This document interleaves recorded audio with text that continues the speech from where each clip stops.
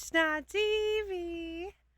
I'm Divine Angel Princess, and today we are with Mr. Headstone.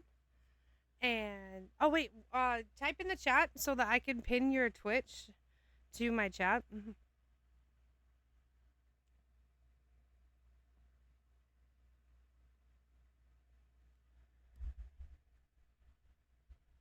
Please, Headstone. There you.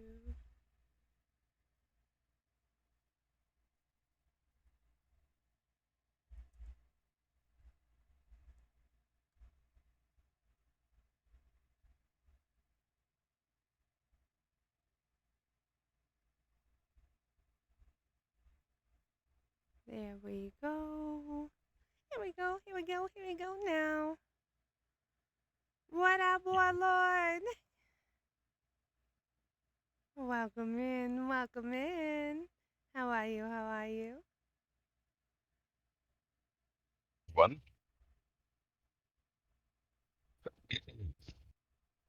All right, so I pinned your shout out to the top of the chat so that this is who we are interviewing today. Mr. Headstone is a fire streamer. He just started on his Twitch journey. He may be unaffiliated for now, but he is on that grind. Hi, King the Warlord.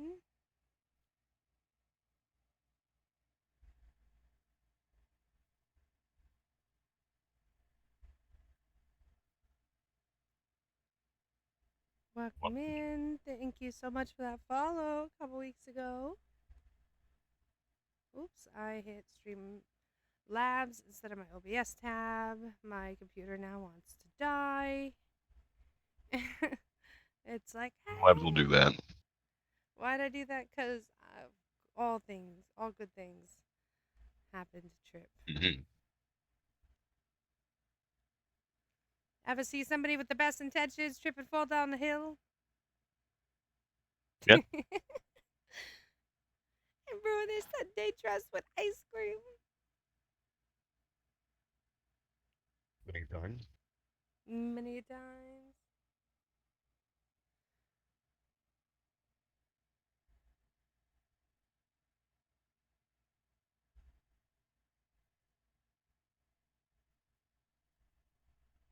All right, let's go.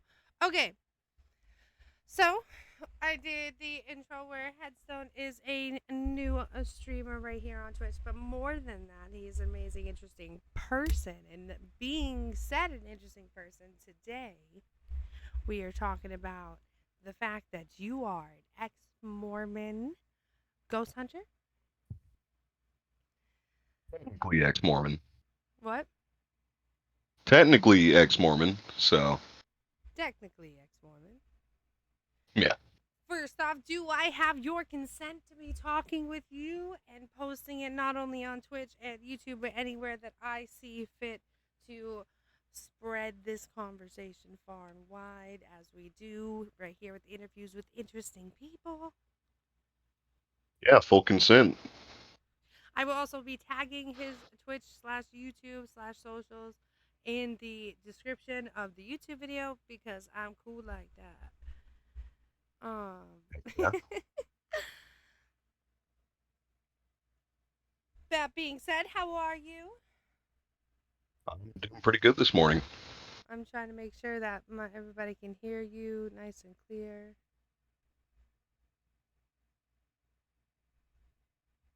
I think we're doing good. I might have to turn you up in Discord.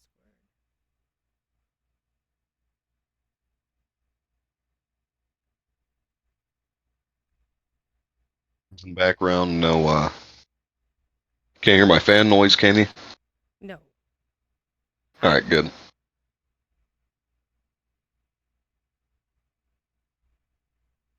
It is hot as hell today, and it's pretty loud. Yeah, it's wicked hot here. I was outside for not wicked long, and man, I was like pouring sweat. Like you would think I went swimming. I was like, wow, I'm an indoor creature.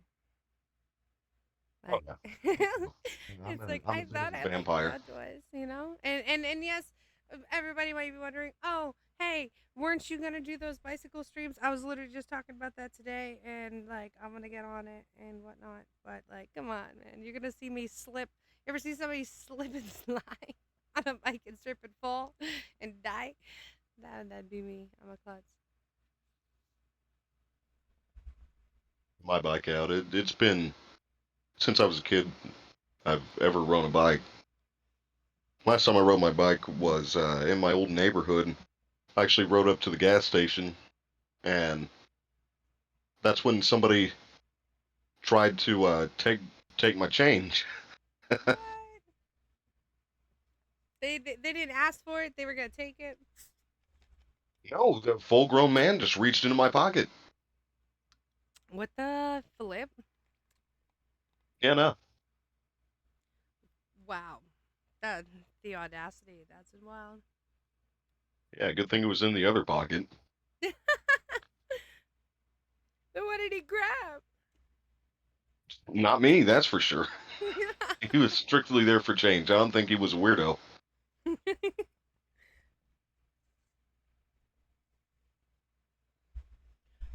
All right. Well, let's get a little bit started here. I did write a little bit of like some different questions. It's kind of like a rough guide on what I figured we would like go through while also allowing you as my guest to guide yourself and kind of steer where you want to talk about and how your story is yours. Of course, for anybody at home, whether on YouTube or Twitch, I am not here to debate people. I am never really here to debate. As you know, like I'm here, I seek to understand, to hear, to listen, to just bring the stories out there.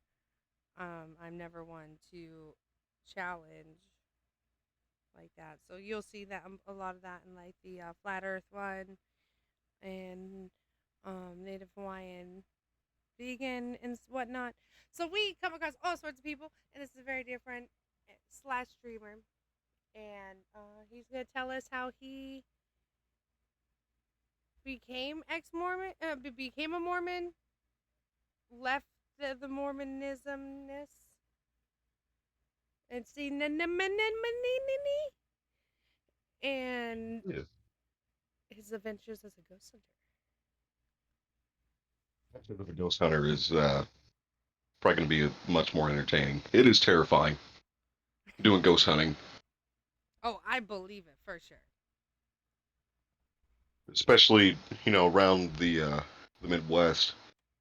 One location in particular definitely scarred the living hell out of me and actually caused me to just completely forget about it. Like completely forget the career. Uh Never did again, and I have, to this day, I have never interacted with the paranormal. I have never like actively seeked it out. Unless it's just stuff around the house and like something falls off the counter, I just turn around and say, like go the hell away or some shit. Just like not today, ghost. Like stop following me. But yeah, nah, the it gets pretty spooky, needless to say. Oh yeah, for sure. So since you might have more to talk about with the paranormal, let's try to get this Mormonism like out of the way a little bit. So in this Okay. section, I have what was it that drew you to the Mormon Church, and what enlightened you to its teachings?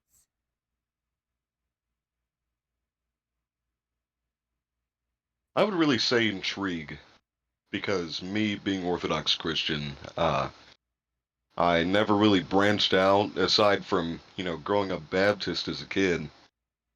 Uh, so I just figured, you know what, I might as well give it a shot, see what it's like.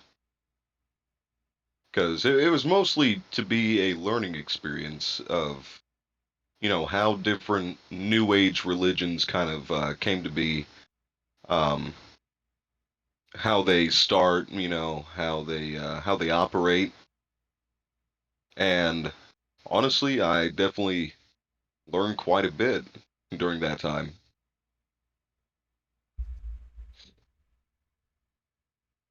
Oh yeah, so it was more like a an exploration journey. Would you say?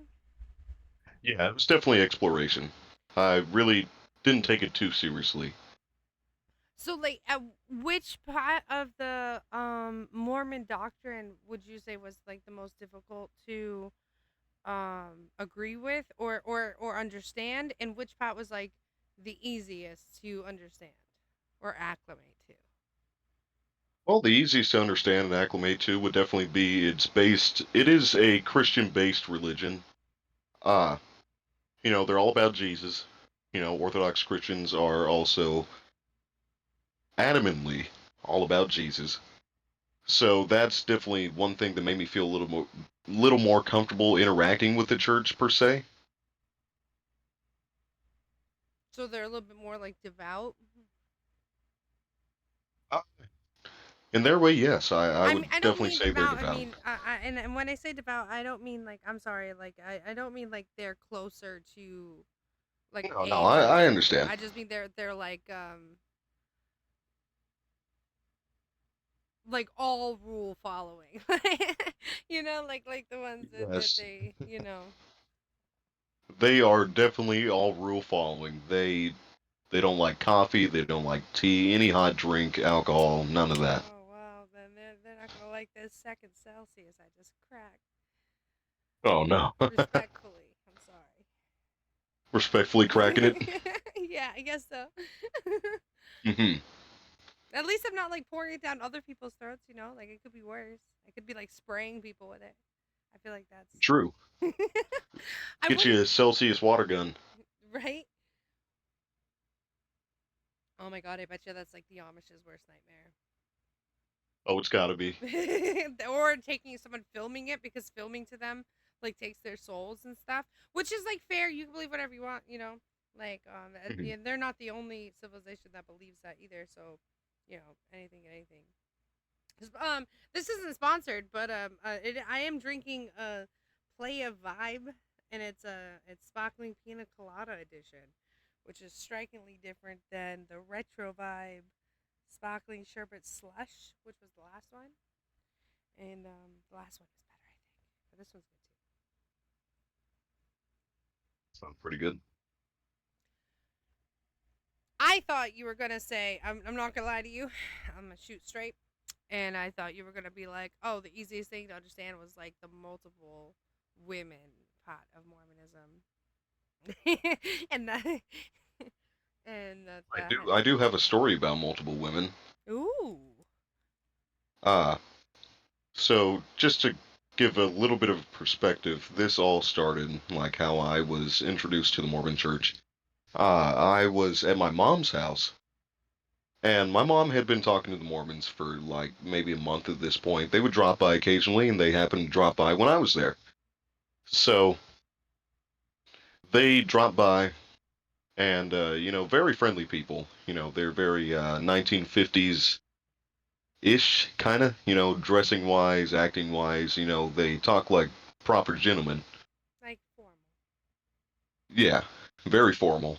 And so I stood there, I talked to them, and they gave me the basic spiel of like what the Mormon Church is, what they do, how they believe, uh, all that. They even gave me a Mormon Bible, the Book of Ooh, Mormon. is it about the same thickness as a or as a traditional Bible, a No, European Bible? No. it was not the same thickness. It's a little book about the same size of. I don't know if any of you guys have this, but a Collins Russian dictionary. That's about the same size as the Mormon Bible. So not very thick. A small book, like a middle school book, kind of. But either way, they talked to me.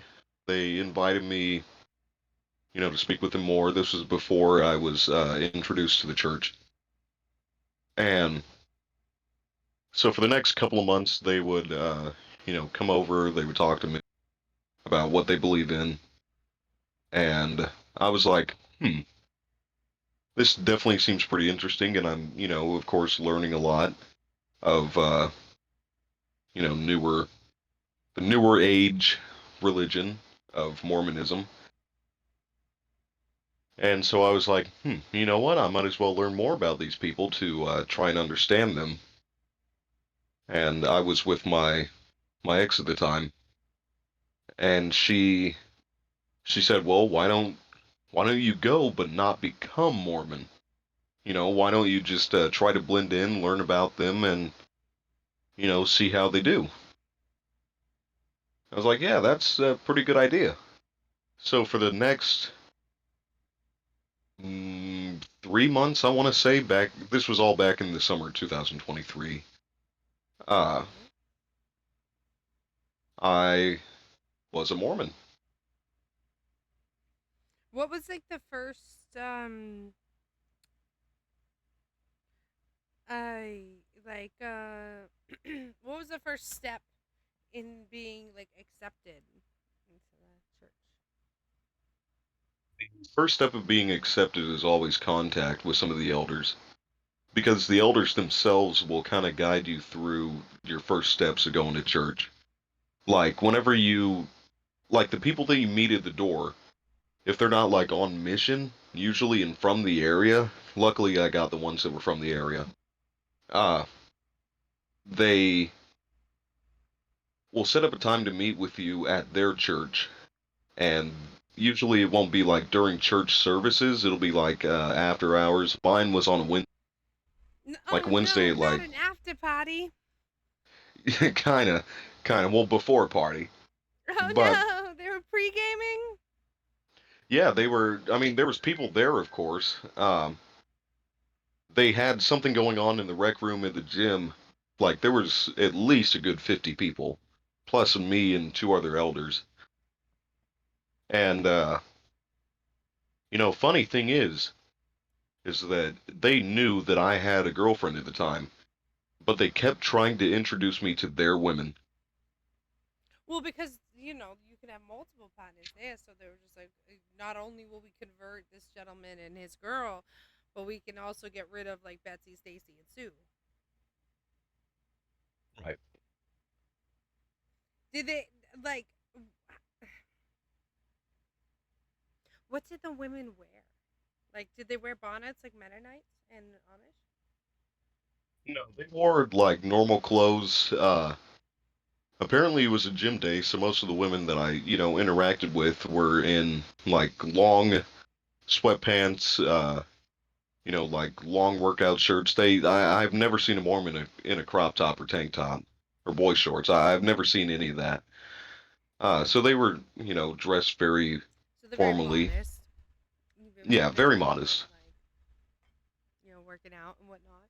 Did you know? Fun fact. I mean, I'm sure you knew this, but like a long ass fucking time ago, uh, in a town called Kickapoo. No, so the bathing suits for like women used to be like scuba suits, but then you would add like a dress on top of that went down to like your ankles. I'm like, of course women would like drown. You know what I mean? Like men would get like knee length shorts and a jumpsuit like a wrestling suit, and women get like a 7 piece fucking thing with a veil on top. Like it was they used to be very modest, and it wasn't until like there was like a very short amount of time, like I want to say like in like the 50s and 60s, that they like people were like they really cut down, like if we would have like if we would take people's bathing suits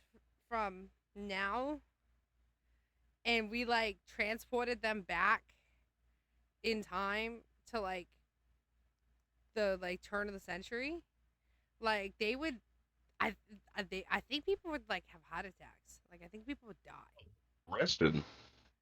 Being Oh unmodest at yeah. that time I think I was heard a somebody was an get actual arrested. crime. Like they would have people, uh, like walking the beaches, looking out for women, in shorts or bikinis and all that, and they would actually find them.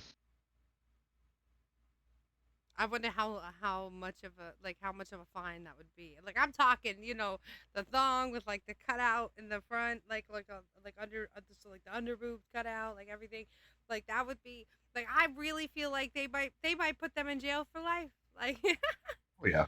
They asked me going to jail. 100%. Like, they would not be able to handle it.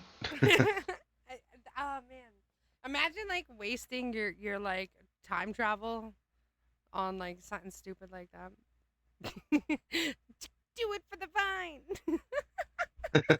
I feel that.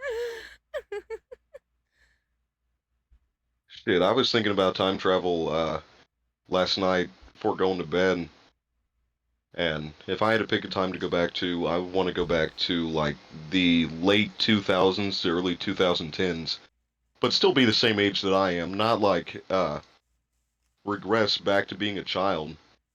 You know what I mean? Yeah, Because that was my time, like the 2000s, I like 2010s. remember Hmm.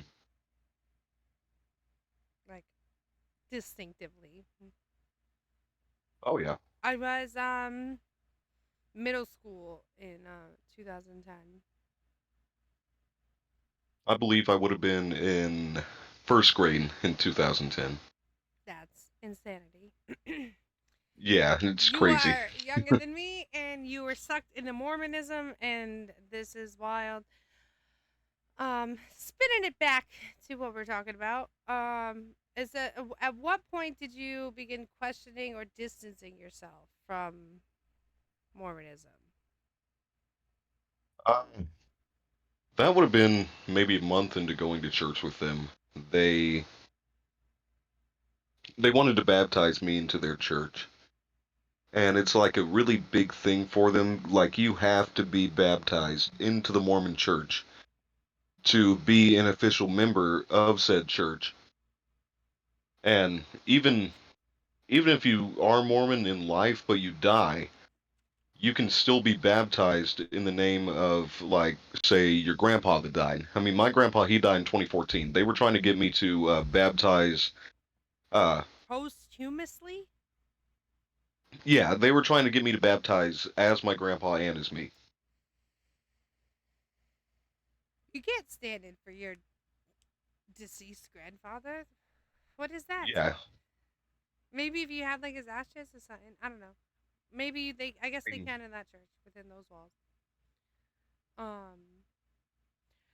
So, what was the first paranormal experience that sparked your desire to investigate ghosts? And did that happen before, after, or during your exploration with Mormonism? It happened before my exploration with Mormonism. I would have been like maybe, I want to say like 5-ish, around the age of 5. So I lived with my mom, her boyfriend at the time, and this one woman who also had 2 kids around my age. And we lived in a pretty haunted house, actually. A lot of places around where I live are always haunted. You know, we had some major Civil War battles here. A lot of being being in Missouri, you really get a good look at both sides of the Civil War, really, and what really went down. It wasn't like one side against the other. It was like household scuffles because there would be some counties and some cities that were Confederate. There would be some cities and counties that were Union, and so they also had a lot of run-ins with the natives. So where my house was at the time, it was on native burial ground, and that's what I really think caused most of the hauntings. Uh, Also, the other woman in the house dealt with a lot of the arcane. She Okay. was very uh, Spiritual? not necessarily spiritual. She was almost witchy. You know what I mean? Okay. Like, not like cartoon cauldrons and, frogs and puppy dog tails and shit, but she was very out there with her beliefs. And my very first paranormal encounter was we were all sitting at the kitchen table, and everybody was like at the table. Your We were first actively all eating dinner, paranormal? and we had a little footstool up at the sink because us kids we were short as hell and this couldn't reach the sink. Yeah, to do the And what ended up dishes. happening is the footstool actually flew across the kitchen, The and of entire course that footstool. freaked everybody out. And like when you say across the kitchen, like everybody's at the table, and it's going from the sink to like across, like Everybody's at the table, and the footstool flew at us. at like towards the table. Yeah, That's that's wild. What did the and of course adults that. say about the Oh, story? they were freaked. They were freaked out completely. And my childhood brain, was of course wondering what would cause that. So I really do think that that's where I became intrigued with the paranormal and what causes it, what it is, how, something non-human can interact with the living world. Yeah. Because that was a pretty powerful reaction with the living world, I will say. And that house, there would always constantly be something going on, like TVs turning on and off. The ghost is sitting in the fucking living room playing Super Mario. Uh, you know, cabinets opening, voices, shadow figures. Like that house is still there to this day. And recently, like before this interview, I went up there just to see what was going on. Like it's been for sale since like 2013, and it's still empty. So I went up to the window, and how houses, there's no power on in the houses. There's nothing at all. And so I looked up in the window, you can see like you can look up the stairs from the front door window into kind of the kitchen area. You can see the cabinets. You can see where the upstairs, separates from the downstairs. And I looked upstairs to the kitchen. We had a big fan up in there, and the fan was on. It was going 90 miles an hour, Well, and shit, the ghosts are it sweating was too. It's summertime. well, Well, yeah, when the did ghost must have been hot. was it summertime when you went? I don't know. I was just... Oh yeah, this was recently, like last week. Oh shit! Like oh, and like preparation for this, you were like, let's Yeah, double check. yeah. I don't know. It was pretty crazy. Like nobody has been in there since for a long while, from what I know. The last family to live there was actually in 2011, I want to say. And my family actually knew the family that lived there, and they did not stay long. They was only there for 2 months. That is not long at all. Yeah, And this is a good like movie. nobody is wanting to buy the house.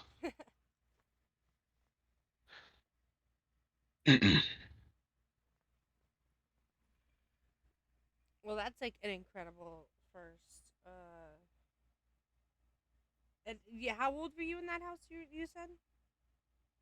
I want to say about maybe 4 or 5, maybe even 6. And obviously it was so traumatized that it's like stuck with you. Do your family still talk about it? Like, oh, remember that house? Yeah, my mom still talks about it. She's had some experiences that she's not even willing to talk to me about. Ooh. So, I'd say that place is pretty haunted. Just, like everything else in Missouri. um, Wait, how did you educate yourself on ghost hunting techniques and equipment? Mhm. Like, what was like your first like set of equipment that you grabbed to be able to, uh, you know, do a hunt? My first set of equipment wasn't anything fancy. It was a uh, little Motorola phone, little Motorola touchscreen phone. Uh, that's how I started, Oh, and I would was it just like go. apps? Yeah, it would just be like apps or like just camera. Like I would go exploring with my mom, and we would capture some stuff. We caught a lot of EVPs, and I actually started off exploring with my mom. And the first place that we actually went exploring was a place called Lob Cemetery. And my experiences with that place is one of the is it's definitely a highlight of my career. Um, so it everything started off relatively normal. I remember, going there, just walking around the perimeter with my mom, and she was recording, of course, and my memories are very different from my mom's because she did not hear anything that I heard. I was down kind of towards the back corner. So the way the cemetery is set up is kind of like built on a creek, and behind it is nothing but woods and creek. So I was back down there, and I heard children playing in the creek, That's and like you can see the creek from where we were. There was how no old were children you there. when you heard kids playing? How old were you when you heard children like playing Uh, in the creek? You were ghost hunting with your mama, like a Maybe about teenager. 8. Oh, that's wicked young. Oh wow. Yeah, I was about 8 years old whenever that happened, and I was actually going to go down to the creek to see if there actually were children playing down there because like it was like laughter, uh, splashing, like all good stuff. You know what I mean? And Yeah, you're a kid and you were like, let's take a break. Let's fucking go play with these kids.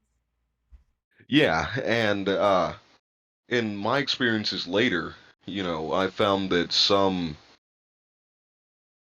paranormals, entities, whether they be human or not, will actually try and lure you to where they are. Because spirits, ghosts, whatever you want to call them, entities, they are very, they're not as shy as you would expect. They're very outspoken, in my experience. They are very, like, hey, come and see, you know. And my mom actually picked it up on her recordings. She didn't hear it, but she heard what I was hearing through the recording. Like in post, when she like heard it played it back. You mean? Yeah, and That that's there was not like really children the. playing while you were hearing it with your own ears, which makes sense because like they were humans have different senses like during different Mhm. ages, and like my physics teacher literally like played like a sound that like it went through all the different hertz, and like the higher the pitch, like eventually like she couldn't hear it but the class could, and that's actually been a way to deter like underage people from entering adult spaces, is they'll play like a high pitched sound that hurts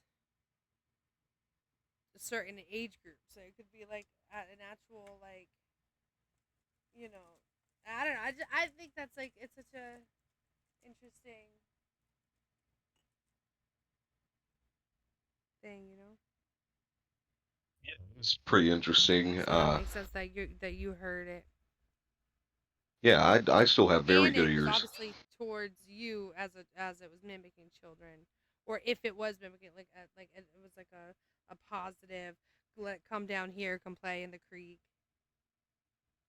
I I don't think it was an entity mocking children. I think it was the children that were actually buried in that cemetery because a lot of the children that are there, they all died back when the yellow fever was going around. And yellow fever hit Missouri really hard and killed a lot of children. And if you think about it, it's very, not want to say comforting, but humbling to like think about like these kids, they're still kids, you know, they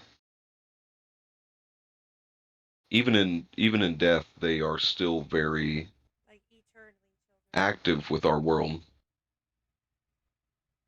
And they're eternally children too, which is comforting. Yeah, it's freaky.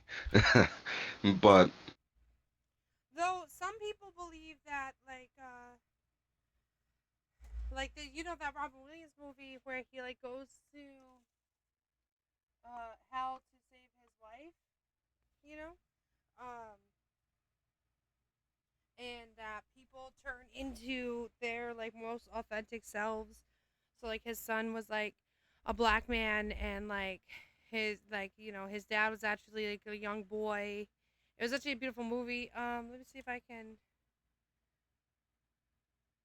I'm pretty sure I've seen that movie. It's where he's like a painter and his wife dies and Yeah, yeah.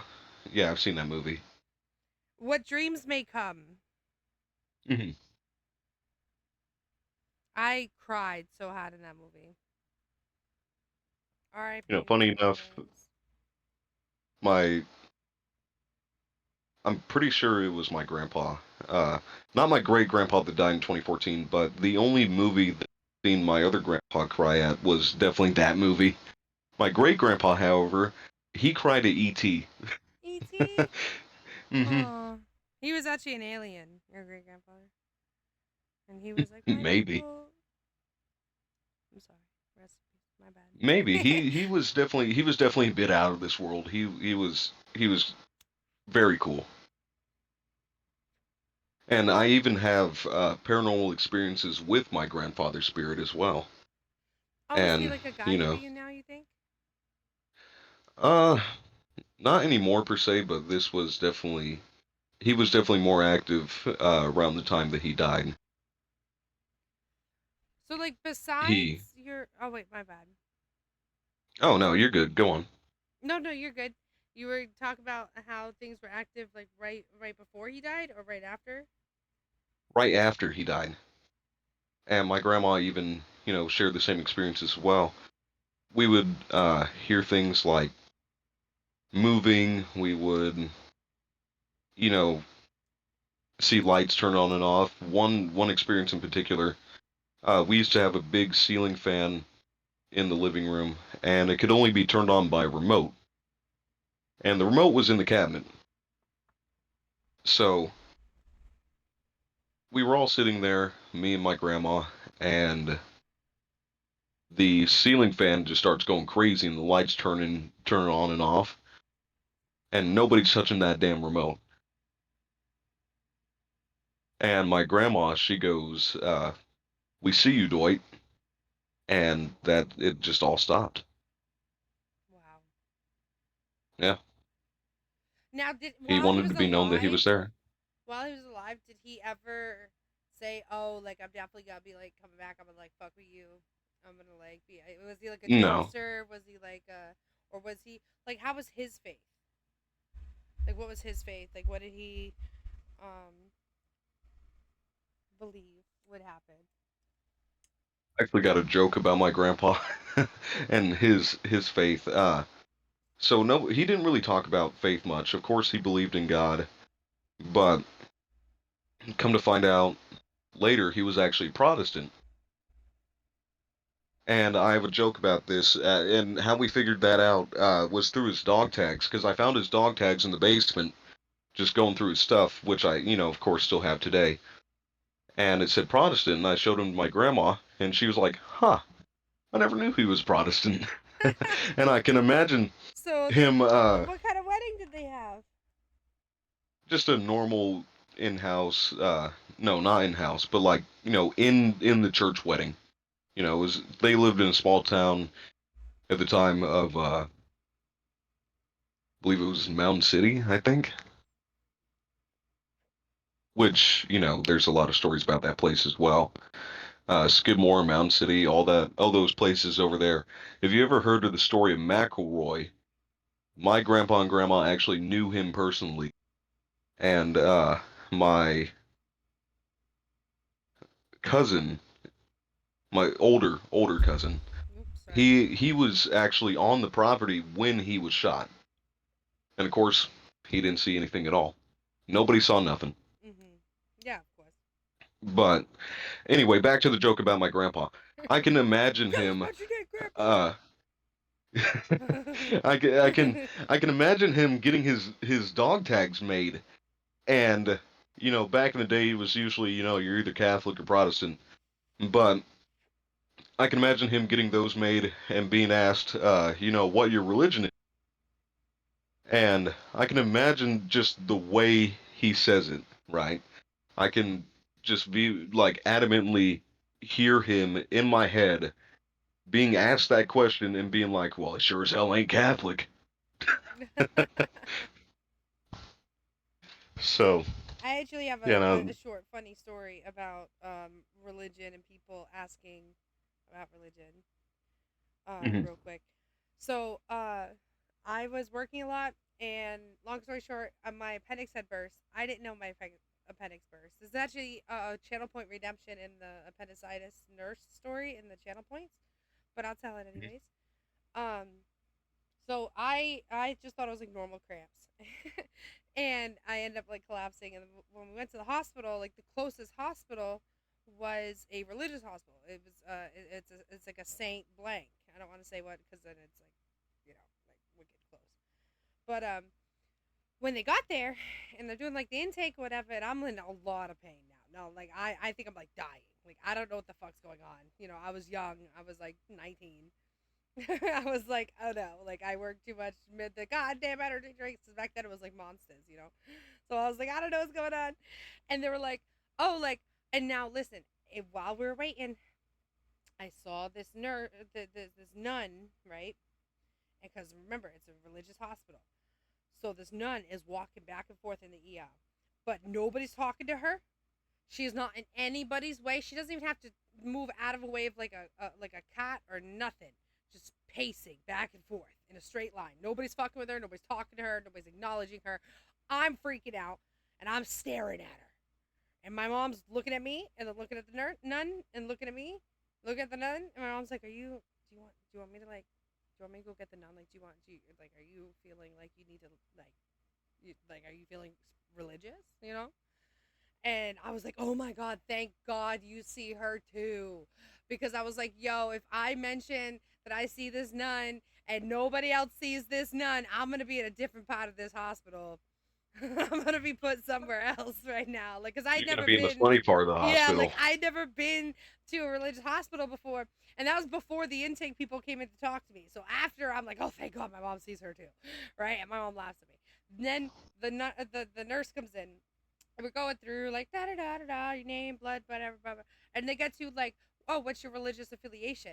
And I was like, put whatever it takes, like whatever religion this is around here, like to that will whatever will let you operate on me, like whatever you need me to put, like you can put down the right answer, like just put down. And the lady looked at me like I was like insane, and she was like, what? And I was like, what? Like what which one is this? Like I don't know the difference really. I mean, I know I've been learning a little bit more. I feel like I've met quite a few people since then. That happened like a decade ago. But yeah, I was I was real scared, and so yeah, that was when someone asked me my religion, and I was just like, whatever it takes, whatever it takes. whatever He's like, story needs whatever it. gets me in here, man. Yeah, whatever. Yes. Oh no. They're like, "What religion are you?" Yes, yes. Please operate. Yes. Please save my life. For love of Yes, I'm God, that religion. I'm that one. That's I knew funny. I should talk to the nun and asked her, which kind of nun are you? None. Imagine. Goodness gracious. Anyways, I'm sorry to digress, Mhm. but yeah, that's what when you were talking about like him in the military, and they were like, Protestant or Catholic. Whatever will Mhm. get me out there, man. Whatever will stop you from asking me this shit. That that's how my grandpa was. He was very straight to the point, no nonsense, but he was very funny. Like he would definitely have his moments. Well, it's like He ain't like fucking around. so. Besides your mother, who was Mhm. obviously a huge, or who is a huge mentor to you in terms of like uh the investigations, and you've been doing it since you were so young. Is there anybody else um that you would say contributed to your development of being a ghost hunter? Motherfucking Baggins. Zach Baggins from the Ghost Hunters. The Ghost Adventures. Ghost Adventures? Oh yeah. I loved Ghost Adventures. I still watch Ghost Adventures to this day. But Well, he was definitely a very big inspiration for me. you know what, Headstone? You're just getting me to talk about all kinds of stories here. Fucking, I'm not gonna say which one, and I'll say, allegedly, a long, long time ago, in uh, a, um, a universe so far away. I happen because ghost hunters, right? They're from Rhode Island. That's where they started, right? Yeah. And I had allegedly once upon a time smoked some fine ganja with some of the ghost hunting people, and like it actually Oh, like no, and cool. it and I had like a favorite, and I'm not gonna listen. I have a photo of me on Facebook with me and my favorite of the ghost hunters, and you can totally tell that we're not like friends. We just happen to be in the same space, and I wanted a picture. You know what I mean? Like we're all hanging out because like we all happen to be in the same like presence. But I was like, oh my god, I was very very happy and very grateful to meet them. And they're cool people, down to earth, and they also have some wild stories. Um, You actually have a show. You've been everywhere. Experienced everything. but no, Mine is not just small everything. town Missouri shit. Well, no, I'm sure there's like, I mean, Zach Baggins goes to Missouri all the time. You just gotta like loiter somewhere, I guess. I don't know. I just happen to be somewhere where there's like, a lot of different people ended up like, I wouldn't say networking because it wasn't like a rubbing elbows type of like shindig. It was just like a neighborhood Yeah. party, Like it was just something little New Englanders would do. Fanboy, essentially. Yeah. Yeah, no, I get you. Uh, 100%. I've even been to some of the places where Zach Baggins had been. Where the Ghost Adventures have episodes on, and that's pretty crazy. were there any mentors or anybody in within the Mormon community, within the Mormon church, that you confided in, either discussing ghosts, the paranormal, because like the Mormon doctrine has very specific like outlines for like the afterlife and souls and whatnot, like, so like was that ever um did you ever have anybody within that community that you felt either close enough to or trusted with enough transparency to open up and discuss your much longer history with the paranormal than with their religion? No, not necessarily. I pretty much kept everybody at a distance. So like not really So you getting didn't close to investigate. anybody in particular. I was never really asked, so I never really brought it up. It's fair. But they, I don't really think they believe in, like that aspect of paranormal stuff. I kind of feel like it's kind of like a, don't ask, don't tell kind of situation. Like they don't want to, talk about ghosts, spirits, all that, except for like where do you go when you die? Yeah, like from what I had learned, that they believe in like a spirit, but it's not defined any much further than that. That your spirit goes to heaven if you're like,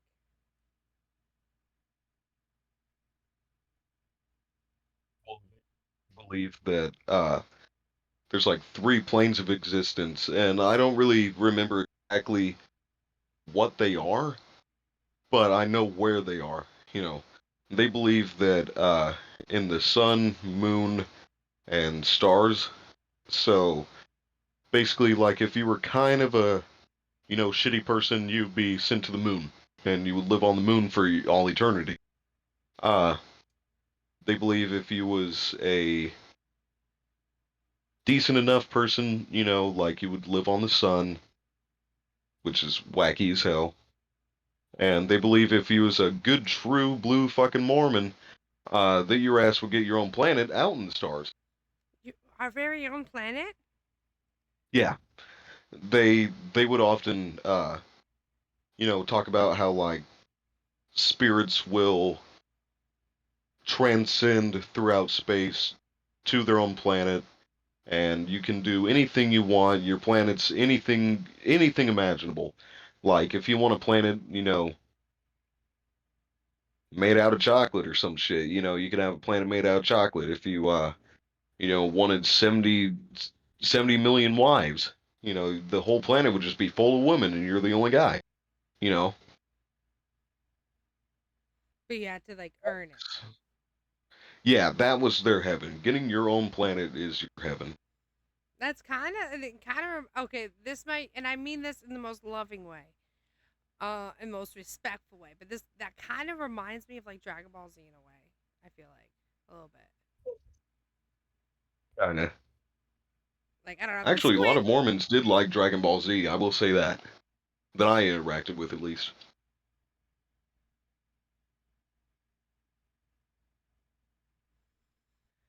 But the the Mormons even believe that Jesus and Lucifer started off on a planet as well. They believe that they That are they set it from. so that the holy, like the big dogs of the whole song and dance that happens, like Jesus, Lucifer, God, they all came from planets, but we are earning planets. Like we have like the opposite. Like we are growing to become the planet, and they set off at the planet. They Oh, believe your that mic once is we. fucking up. Oh crap! Is it good now? Yeah, I think so. It just cut out for like a second when you were talking. I'm sorry. Oh, yeah, that happens. But yeah, no, they believe that if you're a good enough Mormon, you get your own planet, and you be essentially become a god.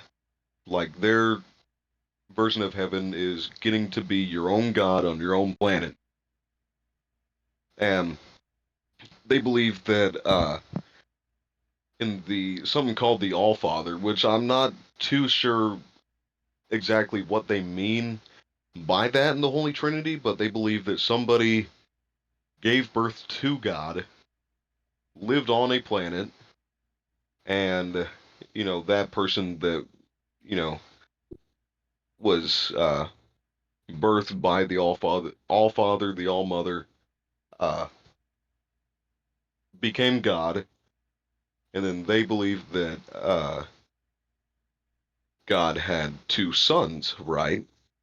And these two sons was Jesus and Lucifer, right?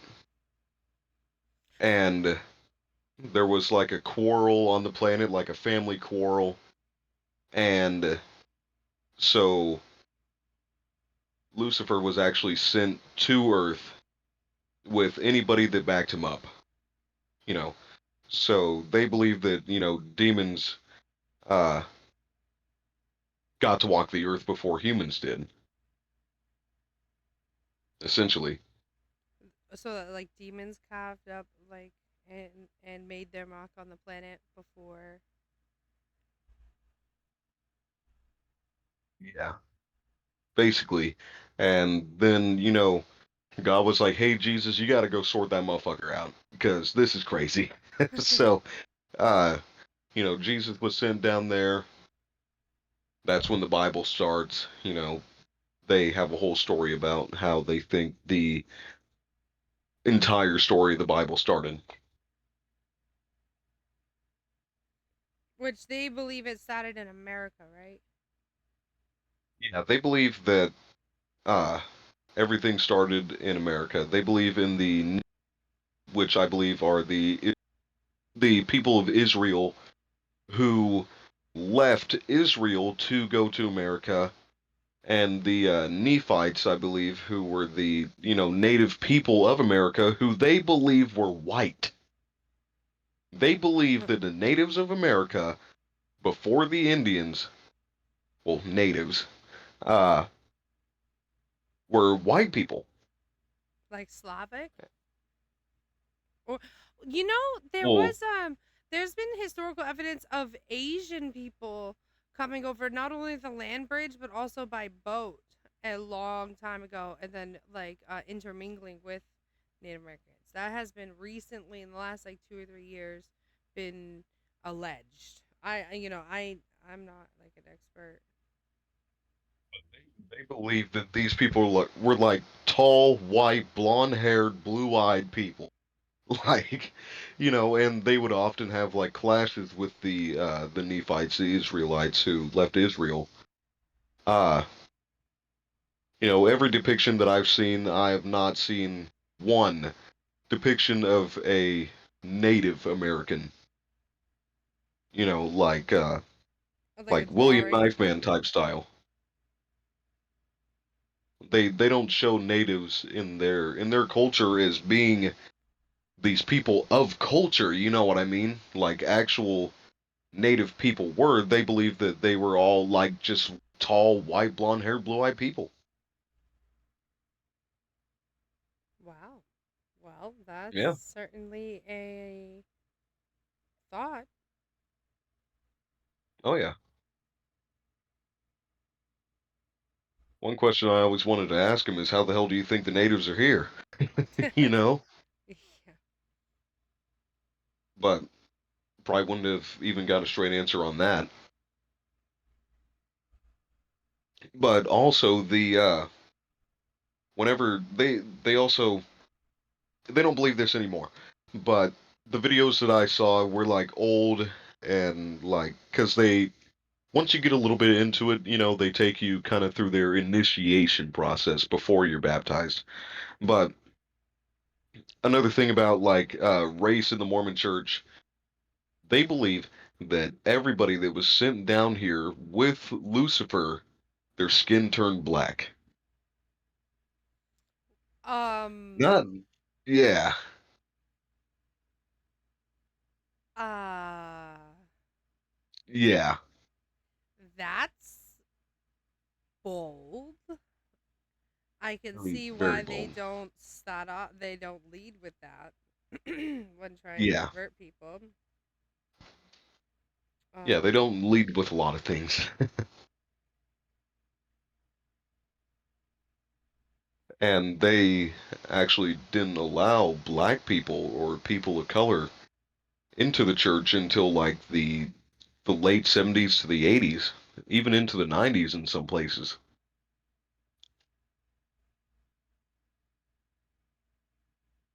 So like if you were black, white, not black or white, but if you're black, Latino, uh, Asian, Native, you wasn't allowed in church at that time. And of course, they had to change that. Yeah. Well, that's something I haven't heard about the Mormon religion before.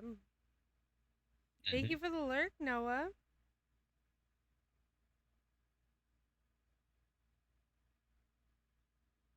Yeah.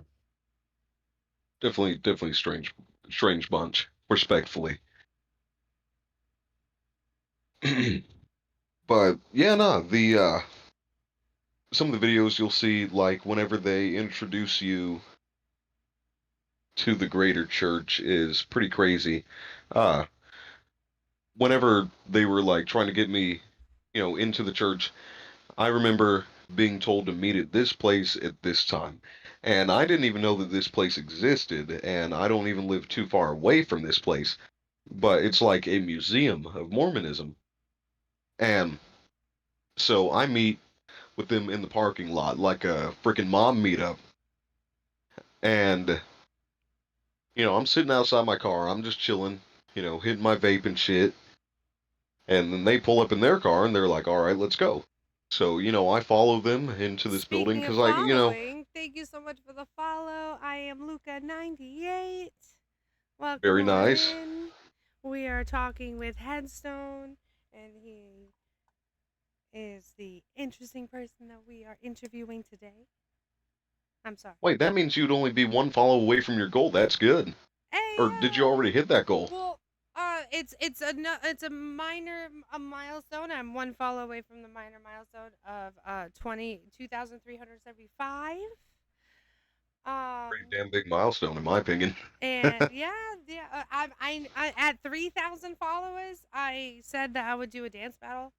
So that's kind of like Hmm. the main one. But there's no rush on that, y'all. Like no worries. No worries about that. I'm not like I said earlier, I'm a klutz. Okay. Also, Fog in the chat. Let's go. He goes, he right about the race. I looked it up. 1978 is when they allowed other races. Oh, so Yeah. they were like a cult prior to then, huh? Very cultish. They That were was like very 20 like, years after the first like One Piece uh bathing suit that we were talking about earlier. How they were like yeah. when people were like covered in modest. Hmm. Very I don't know, they're just a strange bunch, but going back to like the meetup aspect, they led me into this building, and of course, I'm not going to be afraid. I'm a 6 foot tall, 275 pound, brown guy. I can definitely handle my own. So I wasn't scared of them. If they were gonna, try and do some sacrifice on me, it'd be very hard to do. Uh, but yeah, no, I followed them into this building, and as you enter into the atrium, at least where I'm at, I don't know if it's different like for other people, around America or wherever else they have Mormonism. They have the book translated into multiple other languages. Uh, but where I live specifically, there was a big statue of Jesus, right? And you're like, oh, big statue of Jesus, that's not too bad. Jesus was Liver King ripped. And why they decided to carve him that way, I don't know. But I was here for it because that's how I imagine Jesus, like the strongest guy on the planet. You know what I mean? But Wow. that's just kind of a little funny Like a Greek god insight. kind of like well, I mean I get it. Yeah, Yeah. it's like sun and whatever. You know. I shouldn't Yeah. say and whatever. I don't mean to be so like No, I'm trying to you're be like completely the most fine. respectful towards all these different religions, like but at the same time like oh that makes sense. Yeah, no, you're completely fine. I just found it hilarious. You know what I mean? Like Fog says, "Bro Jesus was almost ripped. described me. XD 6 foot, 120, 6 foot 1, 280 pound Hispanic guy. Oh yeah. Hey yo, what's going Yeah. on? Does the sub goal happen? 25% of the way to the completing my goal. Let's My go. my stream manager's not able to update me on what happened. Like there's delay. Oh. stuff keeps falling off my Something desk. It's happened. fine. You did it! Yay! Making your way. I broke it. I'm hitting refresh. Hmm. Try to see what happened.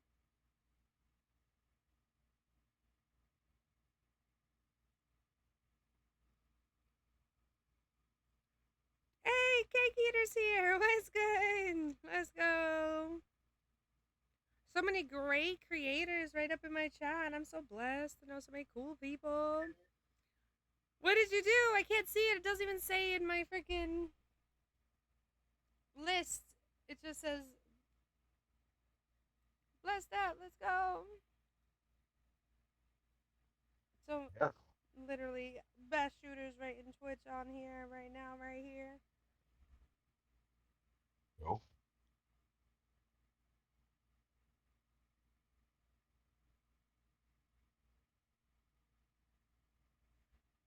What were you last playing, you guys? Let me do some. Oh, see, here it is. Let's go. See, I told you. There was some sort of freaking delay. I just knew it.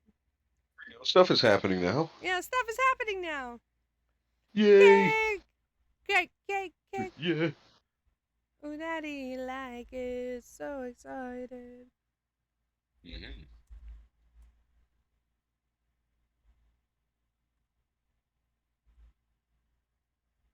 Very fun, very exciting. Much love, much love. Let me know which one of the new emotes is your favorite, my cake friend. You were last playing some Fortnite.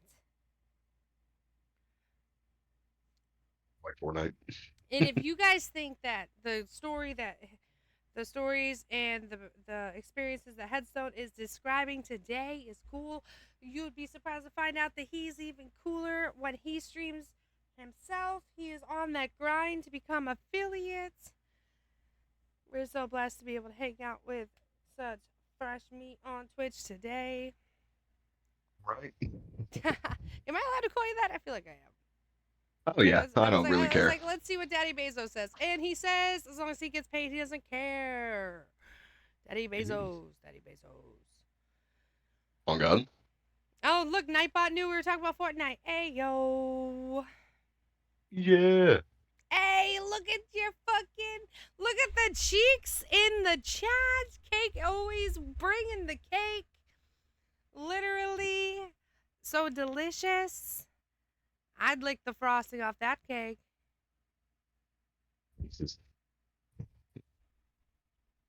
We are digressing so hard here. What happened? It all happened so fast.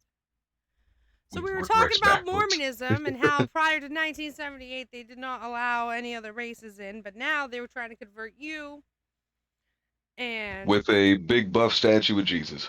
with a big buff chiseled statue of Jesus. Amen. And they actually sit you down in front of the statue. Like, the atrium is built around the statue, and you have to sit there and listen to a presentation, and somebody's, like, voicing Jesus and what he's Oh god, saying, it's a timeshare. you know? Yeah, kinda. Kinda. Like, being around the church, definitely reminded me about that one episode of South Park where they're at the ski resort, and they're constantly getting sucked back into the timeshare whenever they try to leave. Just like, oh God, we're here again. Shit. You know, but after that, they take you down into the basement.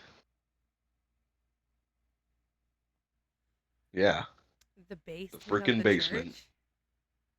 Well, the basement of the museum, you know. And they have like a full recreation of like a 1800s house.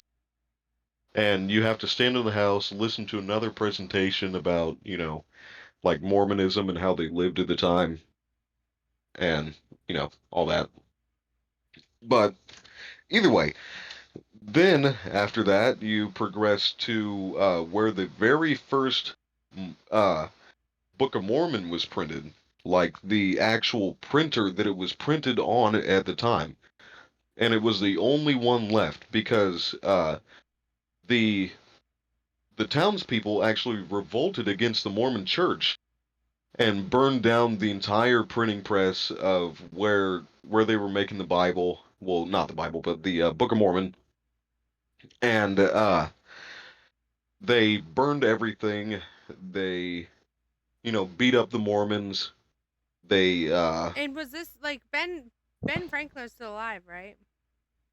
no, this was like in the late 1800s. Ben Franklin was still alive then. I don't know. Hold on, hold on, hold on. Hey Siri, when did Ben Franklin die? Oh yeah, you're right. You're right. My bad. April 17th, 1790. For any of those who are wondering, by the way. Yeah, this was long after Ben Long after. Franklin. Yeah, I was just thinking because like that was like his thing, like the printing press. I was like, what does he think about all this? Hmm. And Yeah, shit's he getting he didn't. burned because of what's been using it for. Yeah, they. I don't know. Ben Franklin, he probably would have had something to say about it too, but you know, not on the side of the Mormons. But either Yeah. way, they, they show me the printing press. You watch another video, uh, like on a projector and all that, talking about like the revolt against the Mormons, um, and like how they have been treated throughout the years. If I could stop getting these fucking scam likely calls, these goddamn scam calls, that'd be great. But either way, uh, and they showed us that, and one thing I'd like to pull from that is that it was actually legal to kill Mormons back in the day What? because there was no protection for them. Like the government didn't really. They didn't.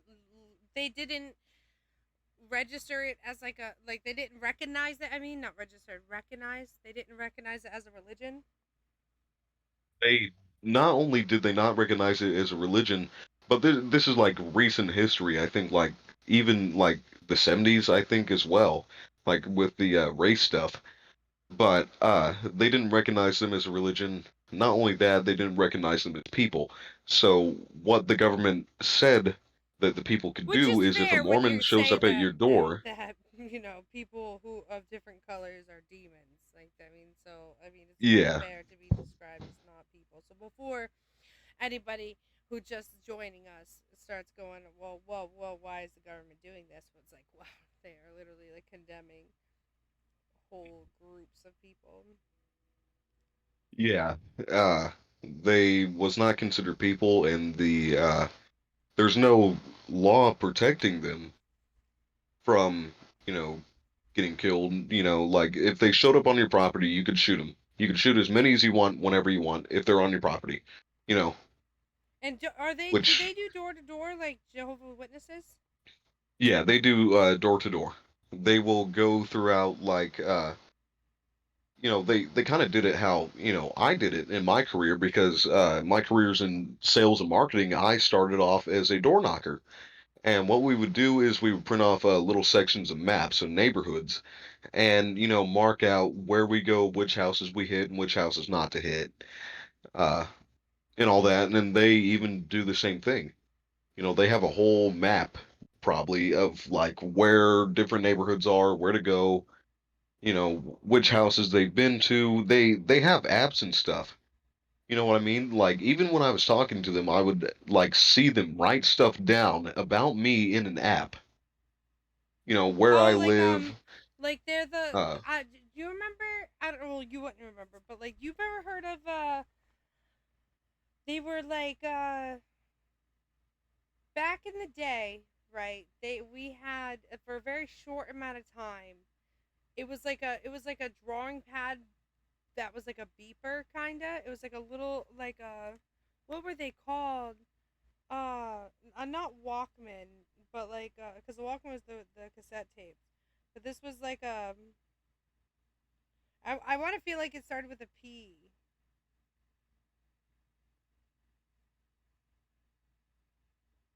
I would not know exactly.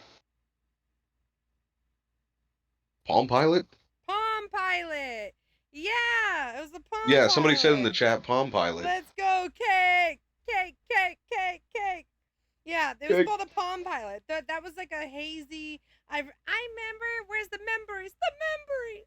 The memories. I remember.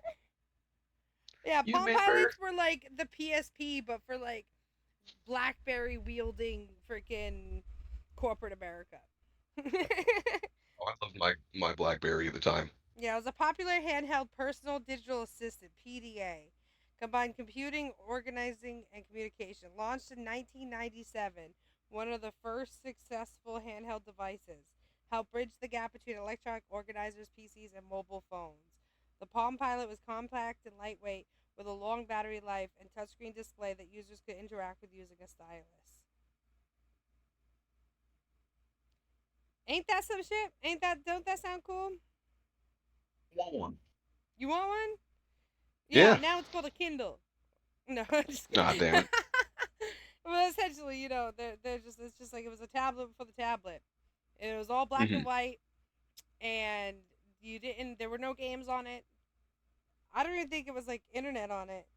Like I don't think it was like the beeper where the beeper had the numbers or whatever. But I'm not sure. I'd have to ask like. Lore is here. Hi, Lore. How are I had to you? Hope download you're everything feeling onto it, well. like from a computer or something. What? You probably had to download stuff onto it, like from a computer. Yeah, maybe. I don't really know. Like I never touched the Palm Pilot, but like I definitely remember like my mother have a one. Mhm.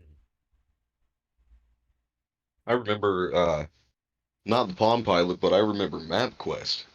Yeah, no, I Like you before have we to would go print out that anywhere. shit for MapQuest. Yeah, I remember. Yeah, my mom, whenever we would like go on vacation, she would go to the library and print out a MapQuest and hope to God we got there. So that was scary. It was scary times. My mom did not know where the hell she was going.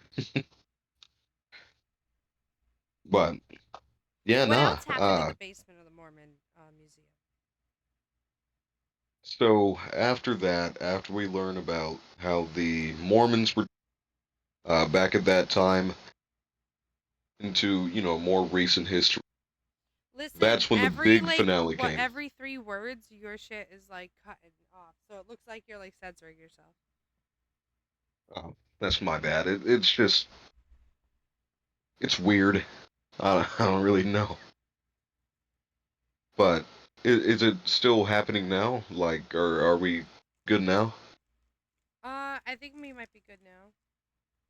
Okay, I do take pauses to kind of collect what I want to say, so that could also Well, be it. I thought that was that, but then when I stopped, like I felt like I was missing key context. That I was like, I think it's Mm. skipping. Almost like you were like, did you join on your phone? No, I'm through Xbox Oh, right now, so I can actually use my so microphone. I wonder if it's like with like the noise suppression just cutting it, clipping it after you end, maybe. You know what I mean? Oh yeah, Maybe it's yeah, it like definitely that. could be. Cause I'm on my laptop, like I plug my headset into the microphone like that. Yeah, sadly my laptop audio is ass also with my phone on. So Xbox is definitely the best thing that we have right now. Yeah. So I'm trying here. All right, my bad. I didn't mean to point it out. No, you're good. You're good. But the grand finale of the basement tour, that is where they sit you down in a room that looks like a movie theater, right? It's all dark, and they the way the movie went is like kind of like a montage, of like time skip and all that. Like it starts off in the 1800s and goes to modern day. So it starts off like showing, once again how the Mormons lived. Talking about the church. There's like a Mormon song playing in the background as well. make it more dramatic. Uh, mm. And so they sit you down. Keep in mind, this thing's like a hour fucking long. I was so damn bored at the time, and we're not allowed to have our phones in there. Well, all So, the I footage was just prior to sitting there. 1978 were just white people.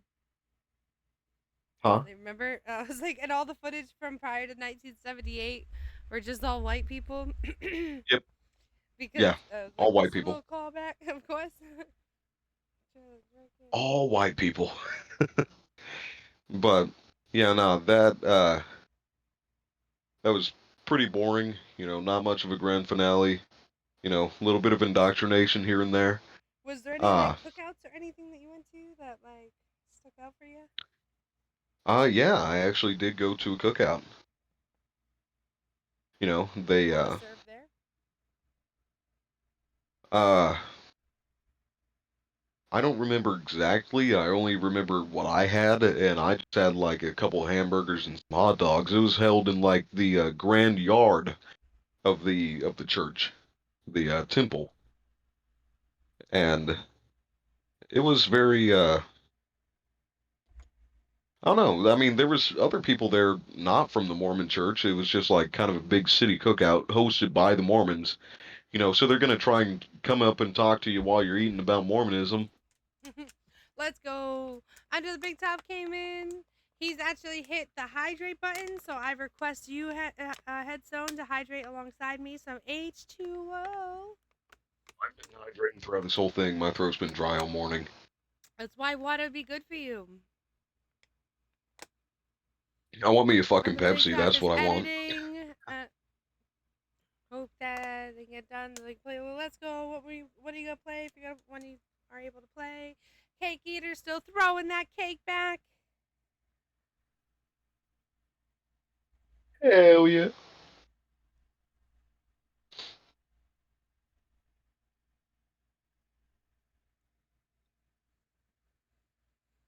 But yeah, um, so I mean that's one hell of a tour into their religion. They had like a whole museum, and this is in Mississippi, Missouri. Missouri. I'm so sorry. I feel like Yeah. that's like I said I don't want to Missouri. say on stream, Yeah, no, you're because good. I have to live here with these people, and my house is. Well, I'm But, sure they have for those of you multiple out there, museums. Is it like was it a you can free look up. museum or did they like make you donate?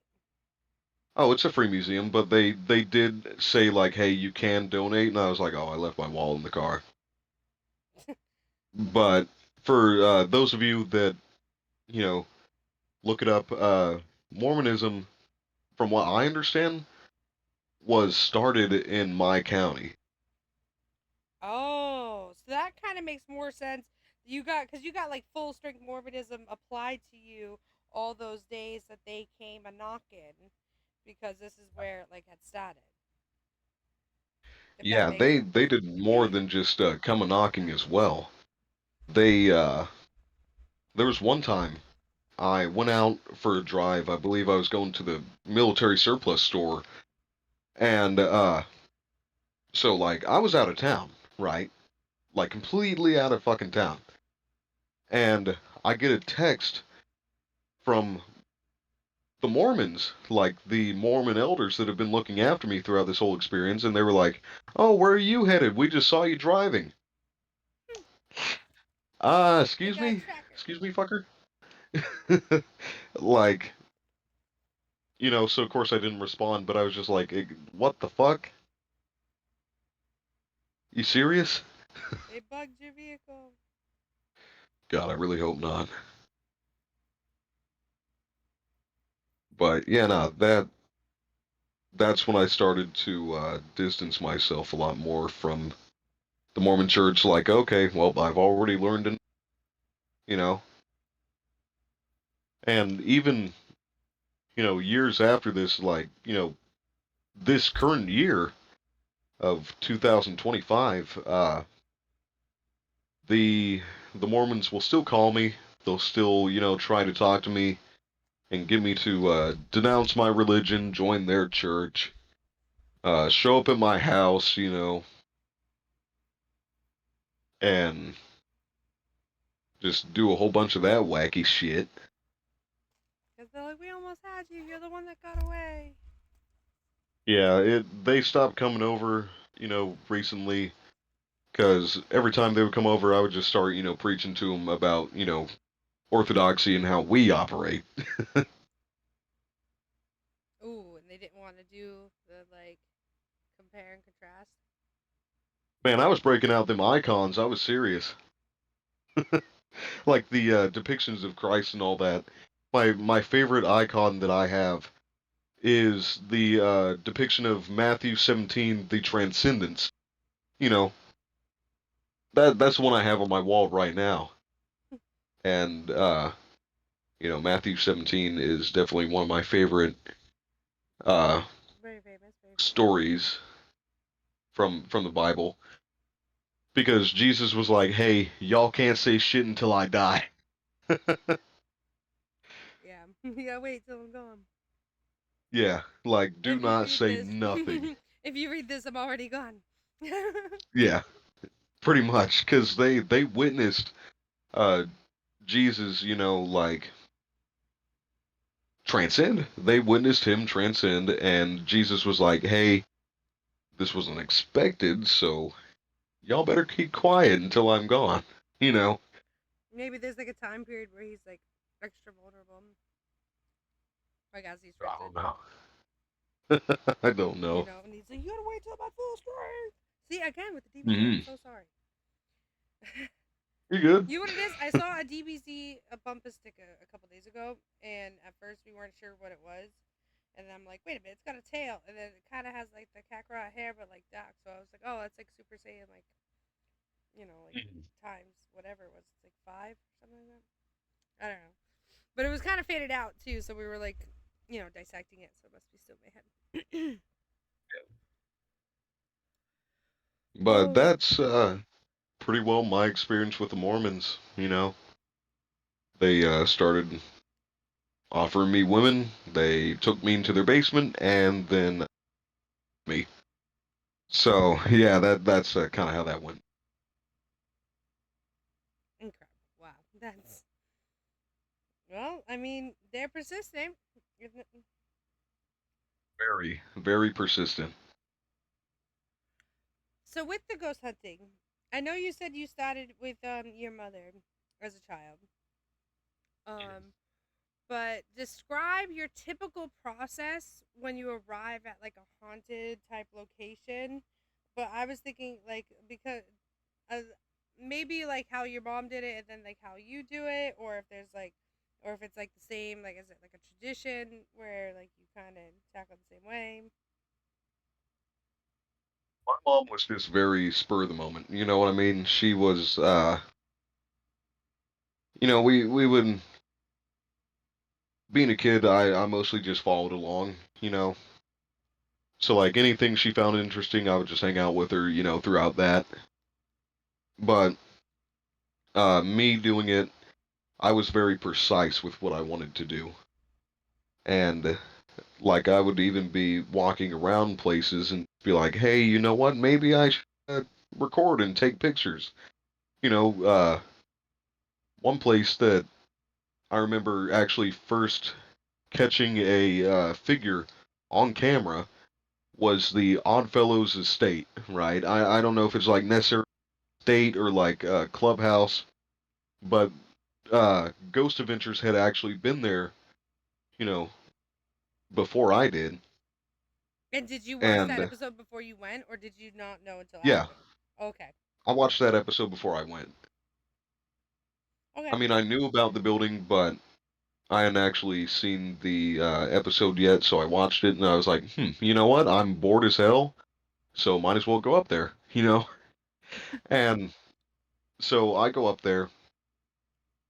There is like multiple buildings on this property. I believe, it used to be the Oddfellows clubhouse, which if you know anything about the Oddfellows, they were very odd.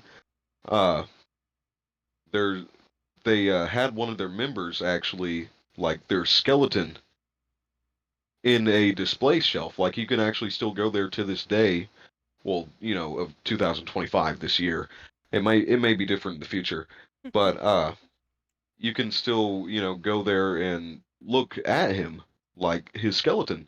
It's his full skeleton on display, with his stuff. He wanted to be, rested in the clubhouse. Wow, that's And cool. now it's a winery, so if you like You can drinking get wine drunk with a with them. skeleton, yeah. You Yeah, can get drunk pretty with them. much. In Providence, Rhode Island, you at the library, you can see books bound in human skin. Ooh, I've heard about those. I want to see those. Yeah, yeah. I've never seen them myself, but I did learn about them. Another stream idea. A little paranormal.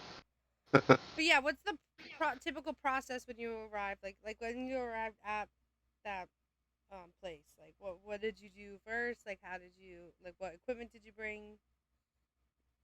First, I went to go see the skeleton, and the equipment that I brought, I just did everything with my phone. Eventually got an EMF reader, but that was about it. Like I was very, just Okay. straight to the point because phones are very phones will get you a long way. Like everybody thinks that with ghost hunting you need to have like, oh, you need to have F meter spirit box, you need to have the Kinect camera fucking shit.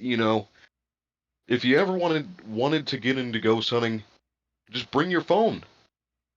Shit you not. Like, just do that. That's really all that you need. That's pretty much what I used throughout my entire time. Is I just my personally phones. don't like to use like anything that's like marketed towards ghost hunting, like a spirit box, whatever. Like when I did my 24 hours in the cursed forest of Massachusetts, I bought a baby white noise machine instead of like a white noise spirit box machine. And it came with like 30 different settings. It came with like pink noise, all this shit that I never even like heard of. But yeah, I didn't want to get anything that was like geared towards like I wouldn't like I don't trust the spirit box apps only because like I feel like like who would profit the most about you having experience through their app, type shit. Definitely. So I get what you mean when you're like The all you need is a phone, you put on the camera, freaking put on the voice recorder. Yeah. I mean that's really all that you need. Uh, but anyway, after exploring because it's like I said, free. So I walked around the winery a little bit, stuff. Uh, saw the skeleton as Mass well. Machines here, the legend, the myth, the Hell incredible. yeah. We have Let's Mass go. Machine. So blessed to have see so many familiar faces and friends right here in the chat. Thank you so much for the alert. Let's give you a big hug as well. If y'all don't know Mass Machine, you are missing out. He's an amazing streamer and human being. Very genuine and incredible. I'm very lucky that I have encountered such an amazing person. Hell yeah. You know what I like about him? He's honest. He's genuine. I like that. I can respect that. Yep. Every time I jump into his streams, he's talking about real human like stuff. He's not. He doesn't pretend to be anybody else. You could just see amazing, incredible person.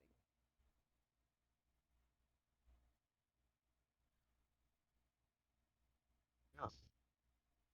Highly recommend his content. He's always having a good time.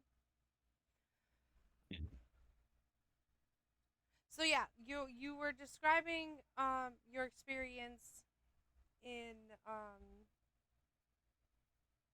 that space Those? in that where your where had Zach and Ghost Adventures had investigated. You said you were just getting back down. You had settled in. Yeah, the Oddfellows place, It started off as a clubhouse, then it was a orphanage and think, And then and a what? You think? and the, a old folks home. Okay. Yeah, Noah's back from his lurk. Thank you so much, Noah. So yeah, that building had been used and utilized by the community all across the different way in all aspects of, especially aspects where a lot of death happens, and that's in all of those different scenarios. supposedly 14,000 people are buried on the property somewhere. So a lot Unmarked of dead graves. people on the ground. Some are in graves, some are in mass graves. There was also like diseases at the time that passed through. So I'm pretty sure if I'm thinking about my right information here, whenever like smallpox, yellow fever, all that stuff, old people dying, kids dying, you know, they would just take them behind the buildings and bury them. Wow. So yeah, a lot of people died on the property. But either way, getting a little bit into it. Uh, so my experiences with Oddfellows, the very first like figure of a ghost that I had ever captured was there, and it was in the second building from the main building, which would once again be the wine and bar. Uh, Up at a window, like I was just taking pictures of the windows, you know, Oh, just I've seeing if I can definitely catch seen anything. creepy things in windows, especially in like church windows and stuff. Believe it or not. Oh yeah, yeah. Nah, this picture was pretty creepy. I took a picture of I think it was like the school building at the time. It was the orphanage, and like up in the window because like I'm on the ground and looking up into this window and I'm taking the picture. Right. I really wish I still had this picture now, but you know what? My mom might actually have it somewhere. I might need to get it from her. But I take the picture and then I look back at the picture. There is a full black and white image of a man standing in that window looking at me. Wow. Like you can see all sorts of detail. Like he looked like a very prim and proper man,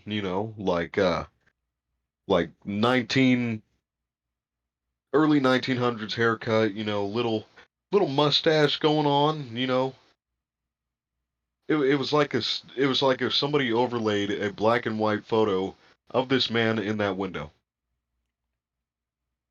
And he Now was wearing like, was the a windows suit like and split tie paned? and Like was it split paned like crosses across? You know what I mean? Like four little panels of glass for the windows, or was it like solid glass for the windows? I'm pretty sure that this window was solid glass. And,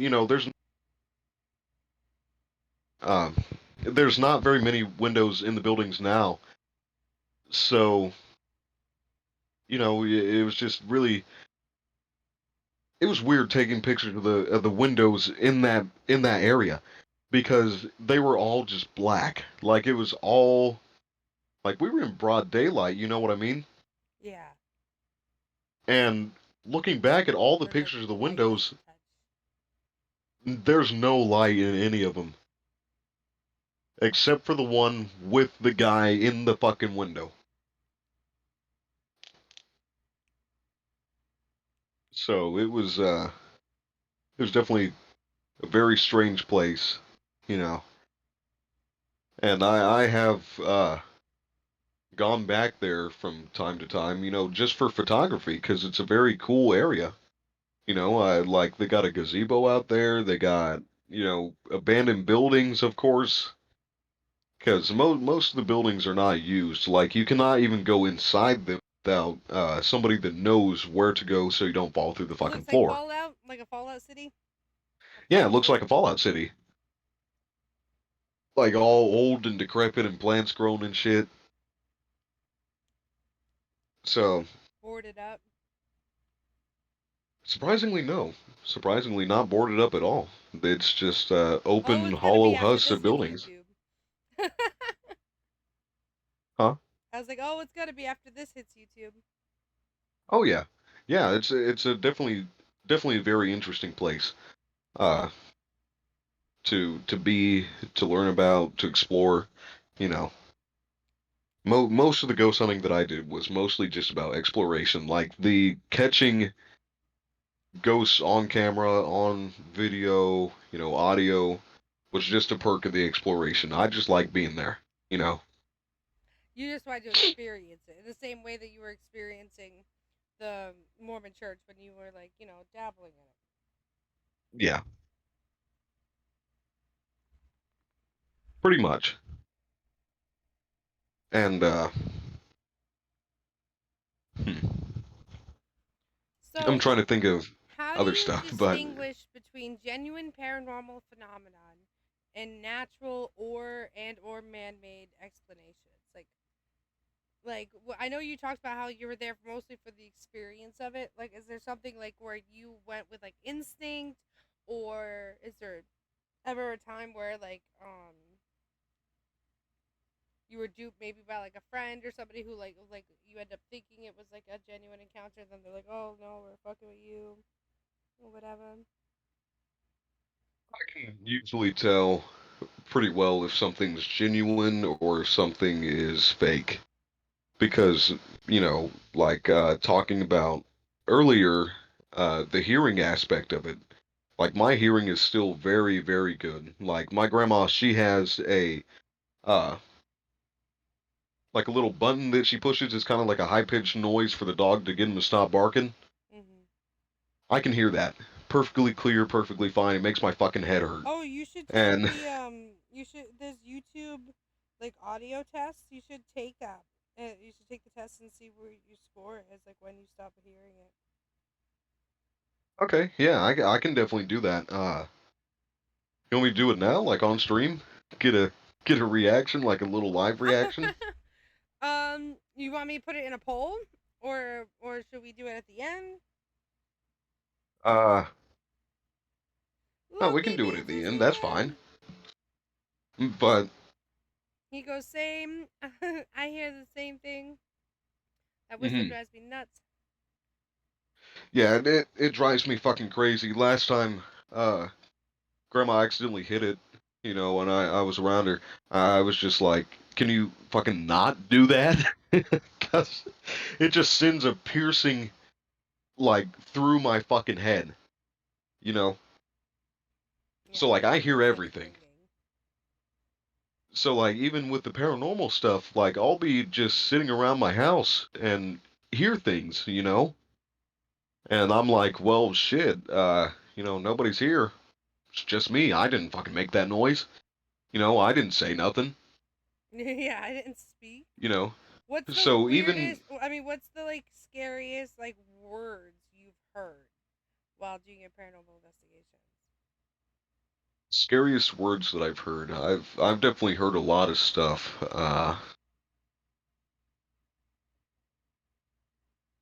Hmm, I'm trying to think of a really, really good one.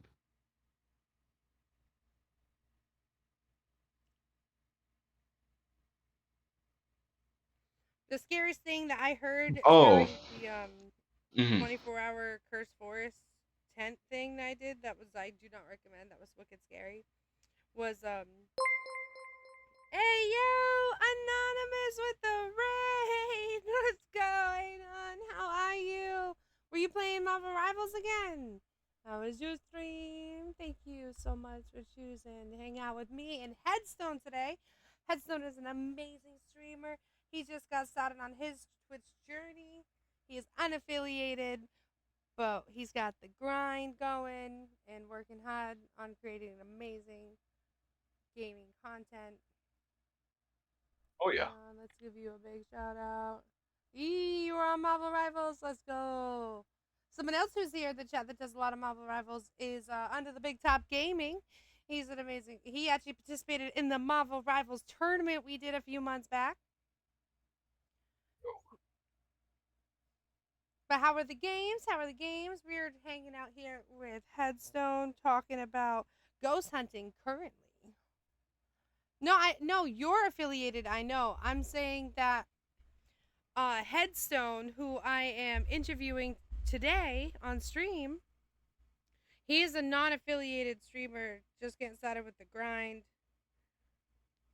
I was introducing him to Darn. you, Anonymous. My bad. Anonymous. No, you're good. No, Anonymous is affiliated and an amazing streamer. Super cool, super genuine. I've known Anonymous a long time on Twitch, I feel like. Anyways, at least a couple of years. Anonymous, can you do the X space point follow age for me? You can just do X point follow age. And since we're all hanging out here real quick, let's all talk about this yearly contest that I'm doing is While you're alongside doing that, can I take a quick break real quick? yeah, you go ahead. Just real quick. All right, thank you. Anonymous was 2 years and 3 months. Hey, Noah matching at 2 years, 3 months, 16 days, and 2 hours. Let's go. Um, but yeah, what I wanted to talk to you guys about while we take this moment is say thank you so much to Anonymous for that amazing raid after his Marvel Rivals stream. Is that I'm actually hosting a giveaway at the end of the year, right? In the wintertime. And the only way to enter it is by participating in the mobile games. And every month is a different mobile game. And you track your progress right in the Discord.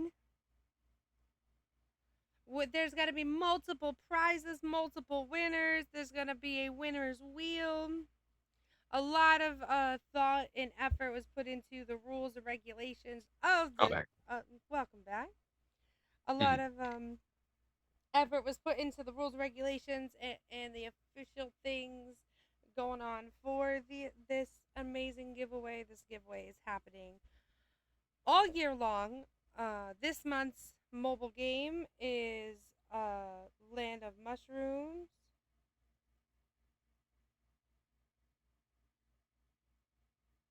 Legend of Mushrooms. And we're about like 13 days left of that sponsorship. They're completely free to play. And like I said, the only way to get onto that winner's wheel to win one amazing prize, there's multiple prizes going on, is by participating in each mobile game. At the end of the 30 days, you can just delete the game if you want to, and if you're enjoying the game, feel free to keep said games, but you'll only get credit for posting screenshots and other proof in the Discord in the proper channels during the contest. Welcome back, Headstone. We're talking about ghost hunting and your Yep. experiences with um the odd not odd boys, right? It's Oddfellows. odd fellas. Yeah, my bad. Yeah. I knew I was wrong. I just didn't know what the right answer was, if that makes Oh no, sense. you're good.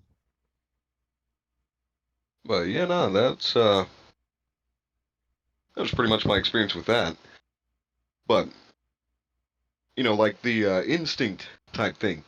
Uh, I don't know. I've always been connected spiritually with the unknown, so to say. So like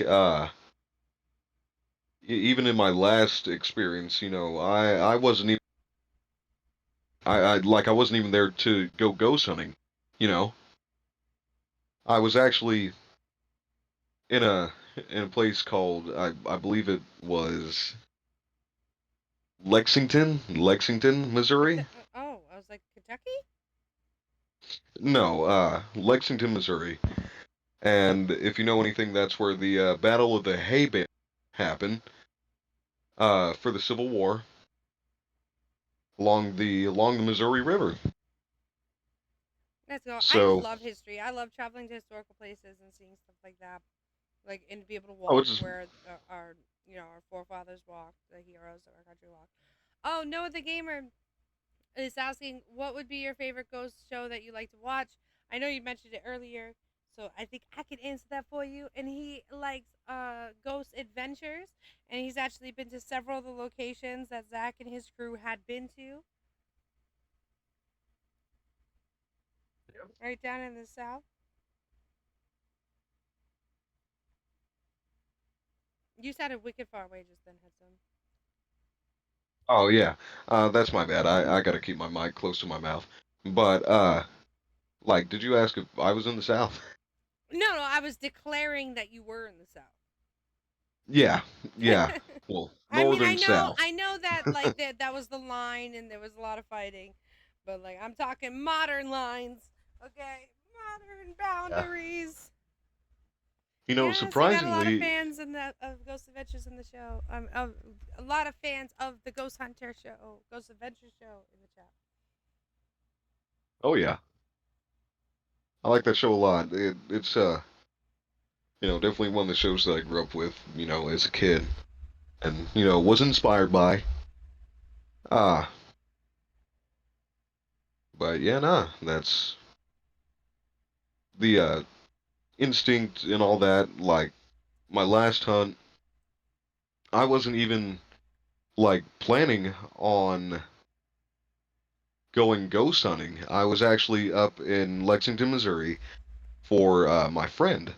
My friend at the time, he had a ticket or a warrant that he had to go take care of.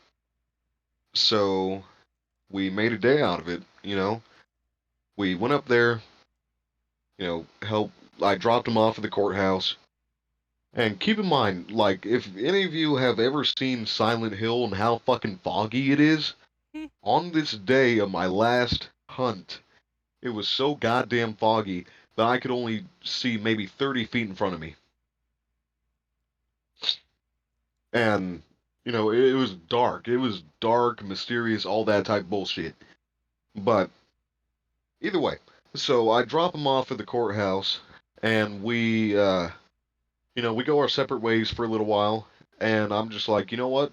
It's a small town. Everything's pretty much just the square. You know, So I'm like, I'm just gonna park my car, walk around, visit some of the shops, and have a grand old fucking time. Yeah, And little adventure. yeah, just a little adventure because I had never been able to walk around the area. Like, granted, I have a couple family members who live up there. Uh, but you know, aside from that, I've never just walked around by myself. So I park my car, and I get out. I visit a shop here and there. I visited maybe a little pendant shop. This guy, he would make like little pendants, like little stained glass pendants. It was very cool. I got a couple of them. Uh, Talked to him for a while. Then after that, I went to maybe a couple of the antique shops up there. But the very last building that I went to was the. It used to be the old military academy building. Like I think it was the. Crap, I'm trying to think of what building exactly it is. Uh, if any of you are from around there, uh, it's near where the fucking McDonald's is at the end of town. But the very last building I went to, I immediately just snapped, right? Like into something is all. I felt very. It's almost like a haze comes over you like a visor. You know what I mean? Yeah, like And settling over you, like like a yeah, transparent, like like a transparent sheet that just like glazes over, yeah, kind of like if pulling you're you into it like a veil. yeah, kind of like if your glasses get a little foggy or some shit, you Okay. know. And so, I just ignore it. I get this damn feeling all the time because, I wouldn't say that I'm a medium, but, I can definitely, connect to spiritual bullshit and all that. Well, yeah, you've been Uh, around it since like 4 or 5, and oh yeah. you were always hypersensitive to it, as you Yeah. explained earlier. hmm And so, I just ignore it. I continue with, just looking around, doing stuff. On the upper levels building, because, like, it's a three-level building. You got top level, which you can see immediately when you walk in, because it used to be like a parlor as well. Mm-hmm. So it was very cool, like a old-timey, bar, kind of, but big and like huge, like a huge old-timey bar, like a speakeasy. Uh, But either way, I explore the main level a little bit, then I go up to the top level, and I go back down to the main level, and at this point, I'm like, man, I've the bathroom, right? You what the bathroom? So, so I needed to go to the bathroom, right? Okay. And granted, it was a very cool little bathroom, like a little hole in the wall, kind of like under the stairs. It was, decorated to look like, like you're in the 1800s. And so as I'm in there, I can hear people like walking past the door, right? And you're like, oh, well, it's a public space, it's open. There was nobody there. Nobody there. I asked the lady afterwards that worked there if anybody else had came in because there was people, standing outside and walking around the bathroom. And she was like, no, you are the only in here, only one in here. So I was like, huh, yeah, this, no wonder why I got a fucking strange feeling off this place. And so, you know, I noticed that And there's a how rude basement of them and there's a little, to be like stalking you while you're trying to take a piss. yeah, ghosts can be pretty creepy sometimes, like just Like, just goddamn, you want to hold it wacky. for him too? Hmm? No, I was talking shit to the ghost. Oh My yeah, bad. nah. But I was you know, just trying they to be funny. they can all ghosts have character. They're very very human, They're they're human. But either way, so after that, I talked to the lady, she's like, "No, you're the only one in me." And so I'm like, "Huh." So I, just start shopping again. And then I, noticed that because like I saw where you could go into the basement first, but I didn't know if we were allowed to be in there. So I Mm-hmm. go up and I look a little bit closer at the stairwell, and it says like, oh yeah, more shopping to be had, you know. So I go down there, immediately hit like a fucking brick wall, right? Something is fucking watching me, and I'm like, ooh, I don't like this shit one bit. But we power through it. They had cool shit down there that I wanted to look at.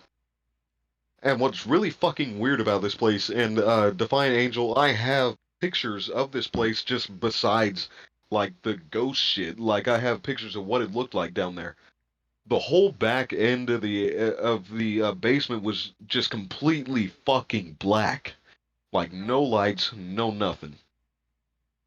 So, I just keep avoiding that fucking area because I'm like something is watching me, something knows that I'm here.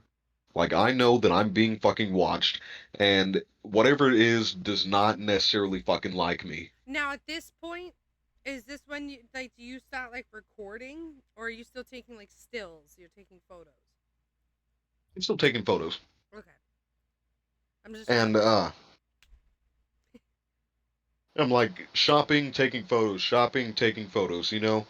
Like I even was getting funny with it, and while I was pretending to look at a shelf, I hit the selfie camera, and I was like, "Bam, got your ass." I didn't get it. I didn't get shit, but you know, uh, Noah the Gamer 808 TV says they want your attention. They're basically a form of us and mimic it. They make a form of us and mimic it when those human who passed on to us in our life. yeah,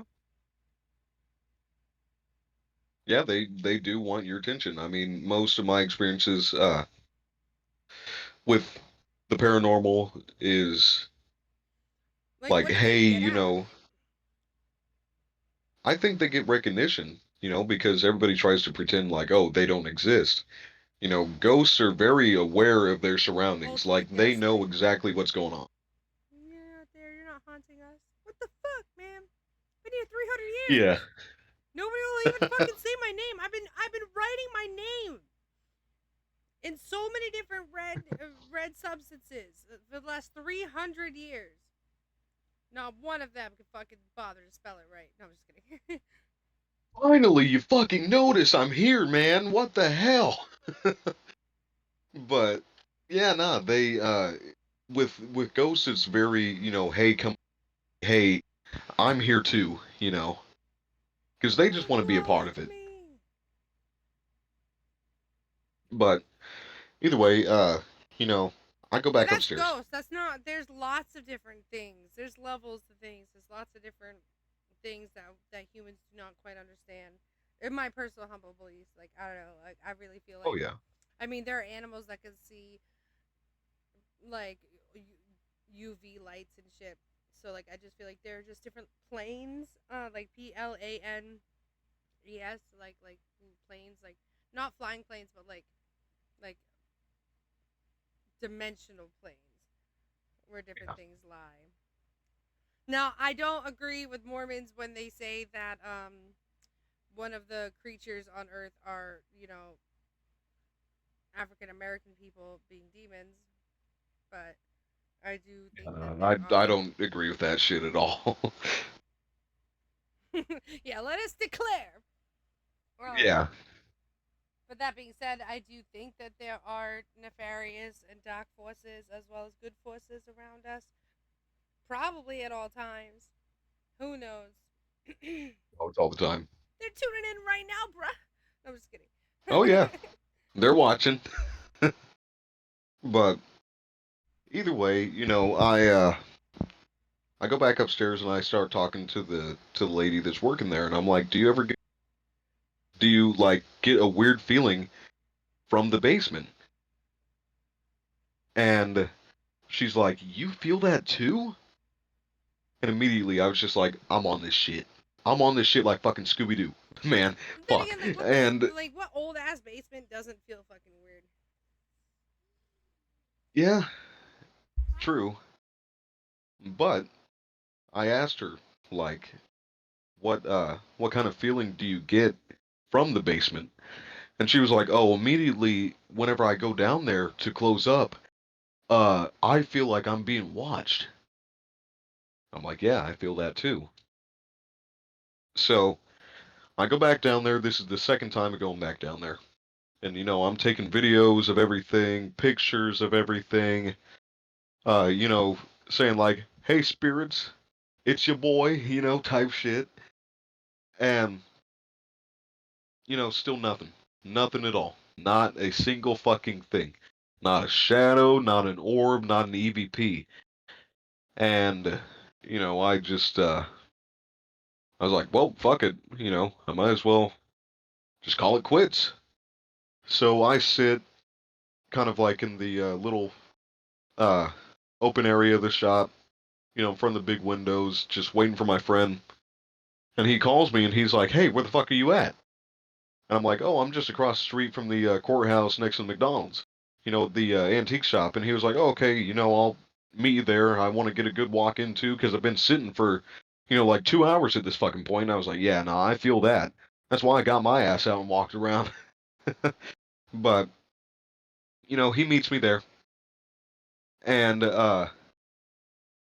he didn't believe in the supernatural. He was very, uh,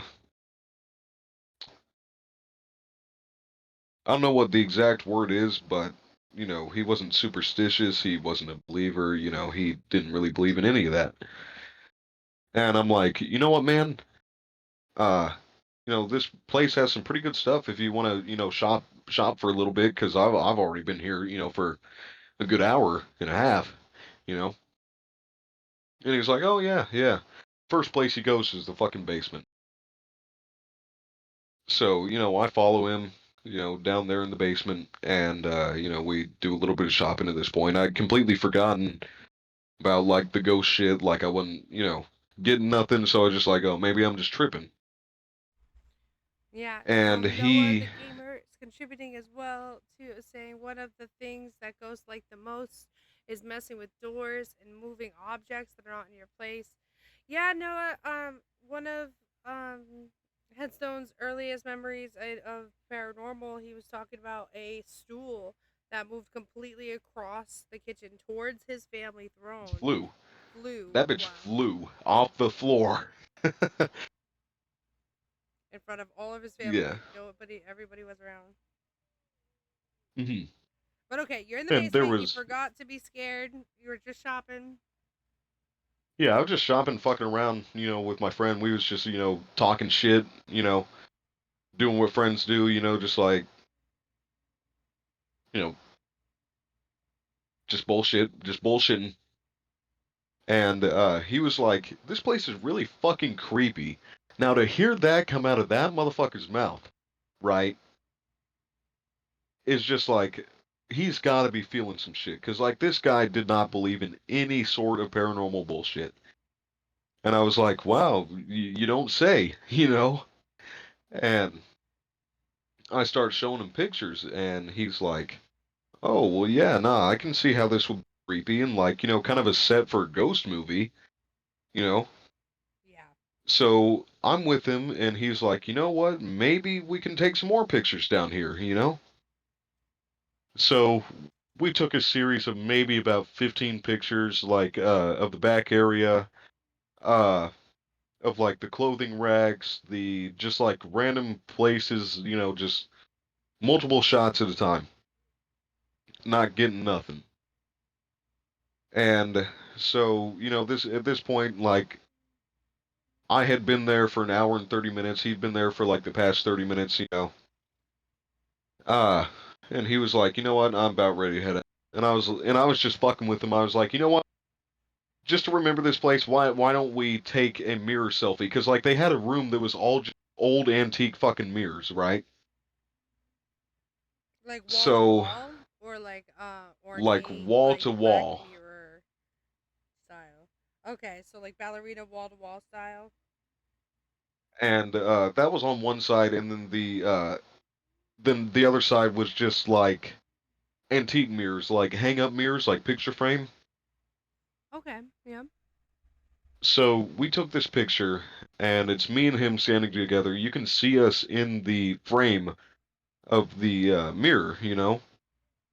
And on the side, you can see like the more open area of the basement, and you can see the back area, and you can see the more lighted area. And after we take the picture and head upstairs, we're just looking through them. We're just sitting there shooting the shit, looking through them. And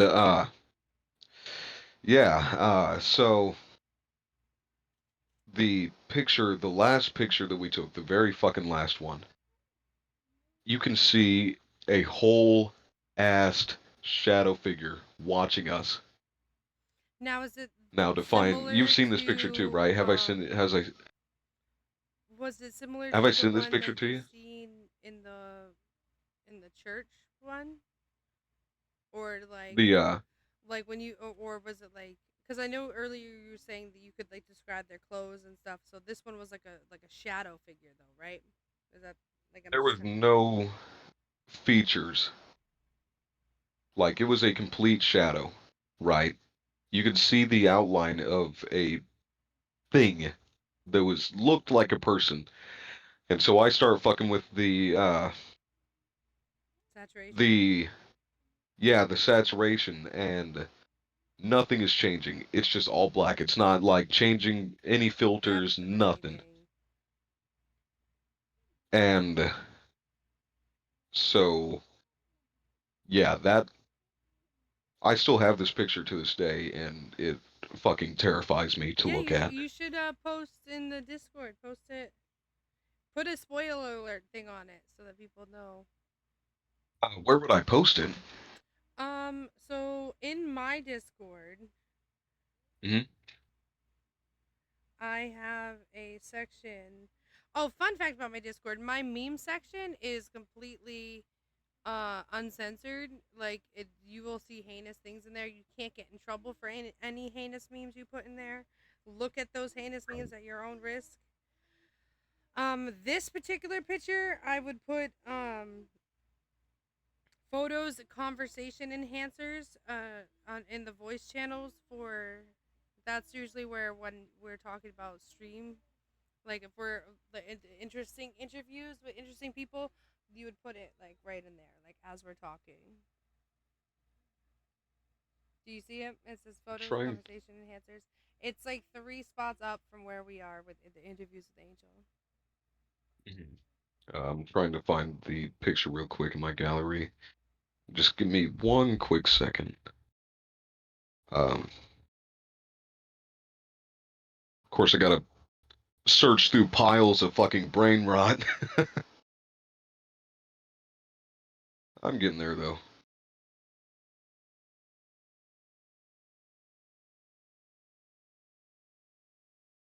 Oh, come the hell on, man. It can't be this far down.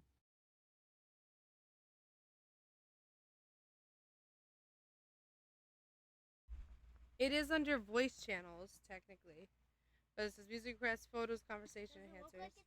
Okay, here. Here it is. We just re-screenshot it so I don't have to scroll all the fucking way. Alright.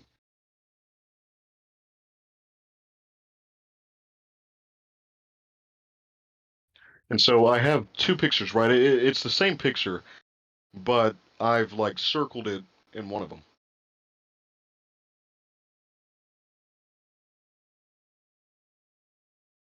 Drop these.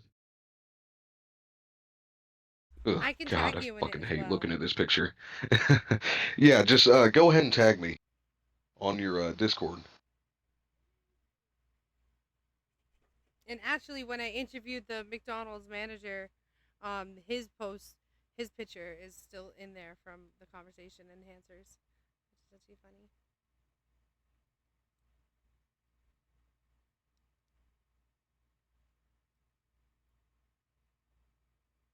And then, with your permission, Was new. could I look at the photo on Oh stream? yeah, 100%. You can post any. You can put it up for everybody to see because this is my.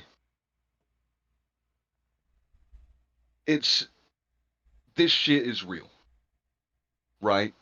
Like it's kind of a little bit of a warning, you know, because like if you get into ghost hunting and you do not know what the fuck you're doing, this shit will fuck over your entire goddamn life.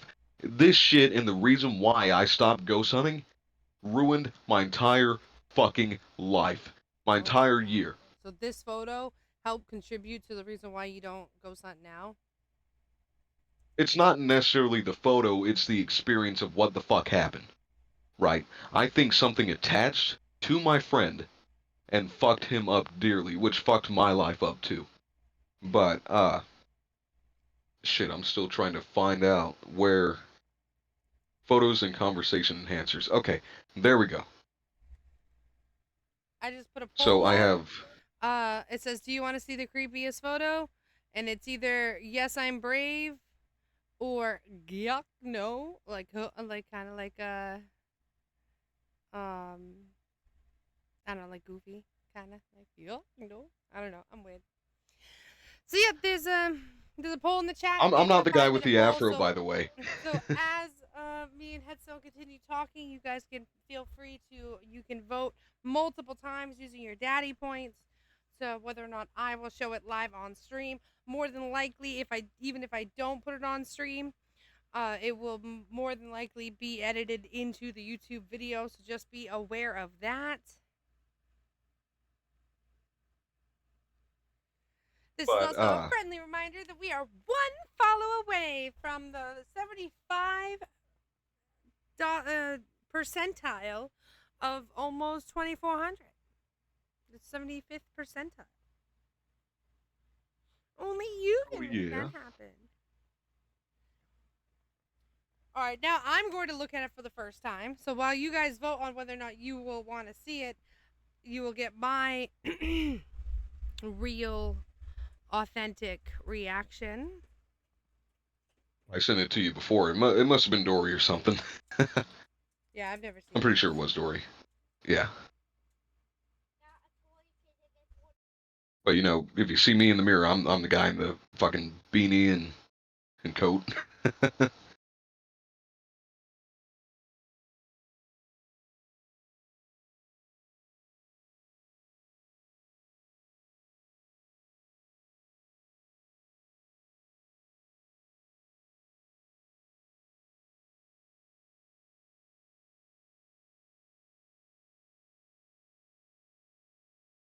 It is pretty fucking spooky.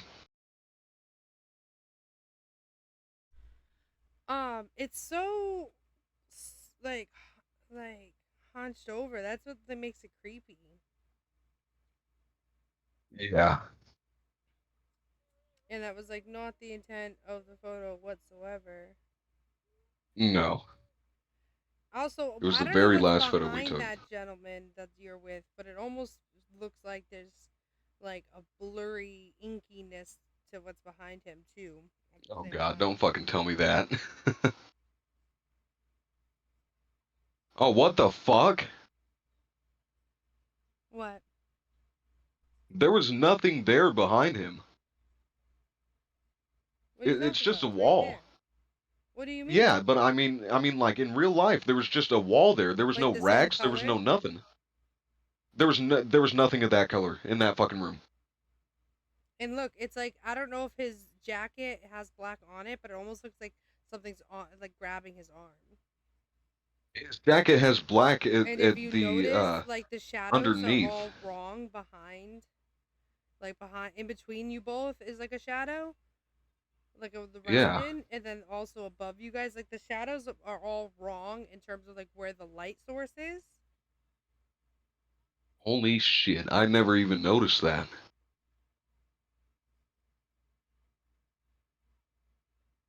Yeah, I can't fucking look at this goddamn picture anymore.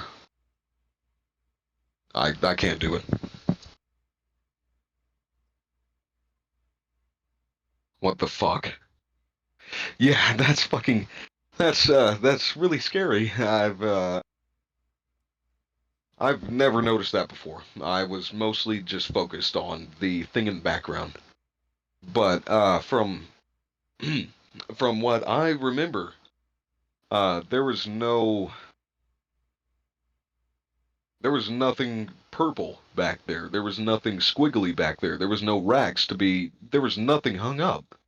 It just seems really Behind him. blurry, and it doesn't look fully like it looks somewhat transparent. Like I wouldn't call it transparent, Yeah. but I would say like a little bit less translucent.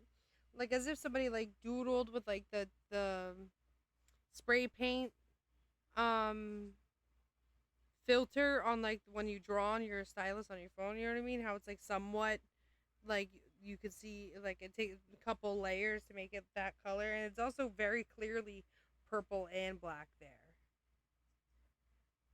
versus your blurry figure all the way back there almost looks like it's like it definitely doesn't look human that back there. I mean, it would make sense, you know. After this experience, he was a whole different person. In reality, he wasn't, my friend anymore. He did a lot of fucked up shit, and like just stuff that he would talk about. It was dark and fucking disturbing. Like he was. Not only did he fuck me over, but I think something fucked him over in that. You know. Uh, Well, I yeah, hear you. nah, pretty I pretty hear you. spooky, pretty And spooky. I see that the poll on the chat has poll in the chat has officially closed with 2 votes. Yes, I am brave. You fine folks clearly want to see the photo that we've been discussing for the last 7.5 minutes, which is also, be warned that this photo is the creepiest photo in this ex ghost hunter's experience, and it is what he believes is captured an entity in which had tortured not just him but also his friends. I appreciate you, Noah. And this is definitely a unique photo. So that being said, I am gonna put you guys on a short be right back screen. Just so, because you guys know I'm the worst millennial, broken millennial. I don't know how to do shit on this. So I have to push a bunch of buttons to figure out how to show you guys. So I'll be right back.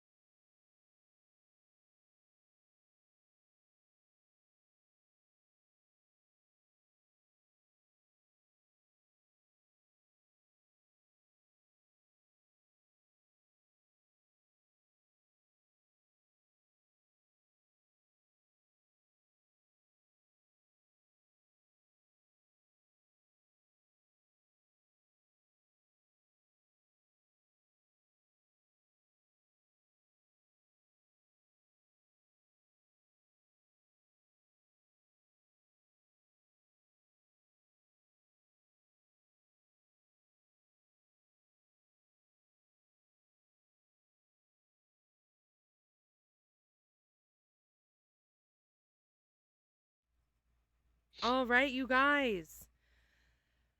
So this is the photo. If this part circled is, I can't even zoom anymore on this. Um, but this is the figure, and then what I had pointed out was like this mass behind his friend. So like this is headstone here, No, and I'm the guy in the beanie. he's the guy in the beanie holding the phone. Yeah. They were just gonna take a normal selfie in this mirror. And look, even the mirror right here is fucking, like, why is there a light source right there? Like, was there a flash on your phone? So like, why is that wood like a significant, you know what I mean? Yeah. Almost like he's like being pulled out of the frame. Yeah, I guess. But what I notice here is over here is almost like a weird gnome-like creature. And if you, I don't know if you can see with the shadow, but it almost seems like it's like,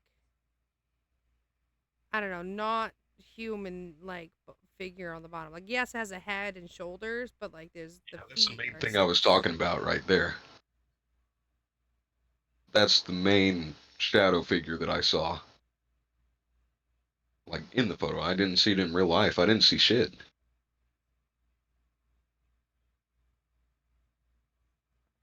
And look, even when you look in the ceiling, right? Like the reflections from these lights.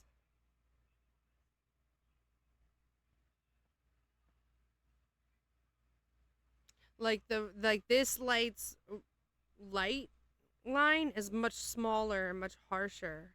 Then again, I'm not a architect. Maybe I don't understand the way the light bends as much much as I thought. But this is definitely this photo's insane. This picture's creepy. Yeah. Like the more you look at it, the more shit you see, like faces, fucking, It just seems you like the know, room's like alive, stuff. if that makes sense.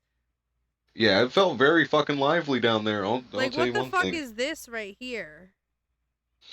With like the What are you clown pointing ass at? face. It's like a clown face and like this line almost looks like a ladder with a clown on top. Oh yeah, that was there. I remember that. It That was was like some freaking sort of pillar thing. that's just like a random shit there. Yeah, they just had random shit back there, like a whole bunch of random fucking stuff. Like if those brick walls could talk, right? Yeah, there was a lot of shit that happened in that building. It used to be the military academy. It be a speakeasy type place. It used to be a general store. You know, a lot of stuff.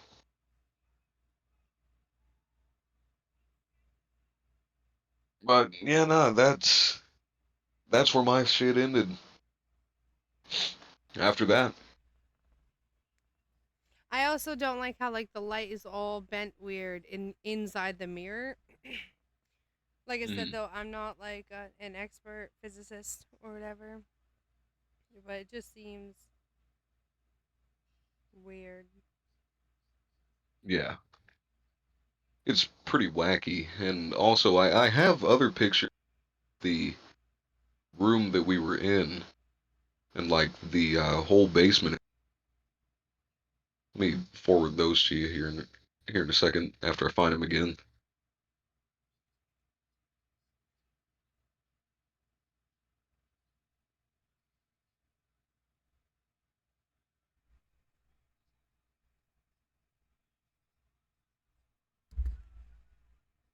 Right.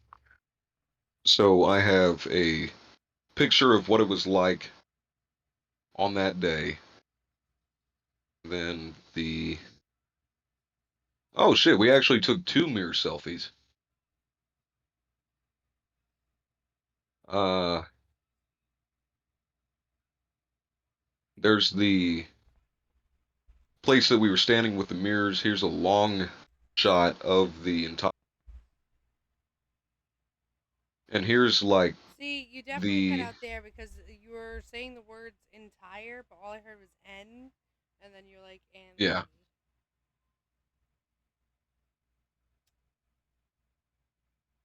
Jesus Christ. The more I look at these pictures, the more I see more stuff. Are But you yeah, no, posting them? this Because is I'm not backing out of the thing because it's showing the entire screen. yeah, let me here. Is it okay if I just send them to you uncropped? Like, can you view them What do you mean? What do you from mean there? cropped out? What do you I mean? mean, not really anything. I'm just taking screenshots of my phone to bring it back up to the front of my Yeah, I don't camera mind. roll. You as long as you post like I'm just gonna click on the photo that you Yeah. post in that Discord because that's what my screen is looking at is that section of the Discord where it says like conversation enhancers because Mhm. these are giving us so much better context and stuff of what we're talking about. Yeah.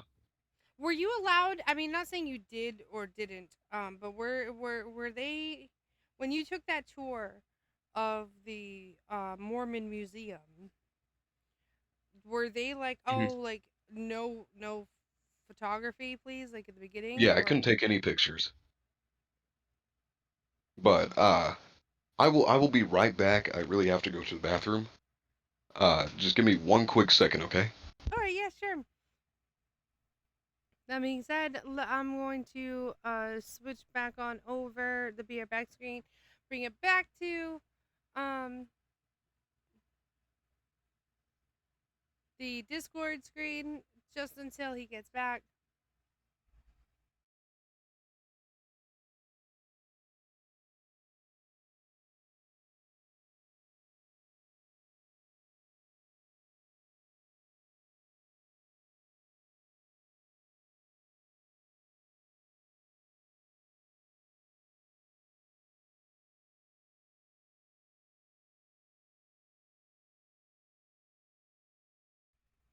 Actually, he actually posted the photos.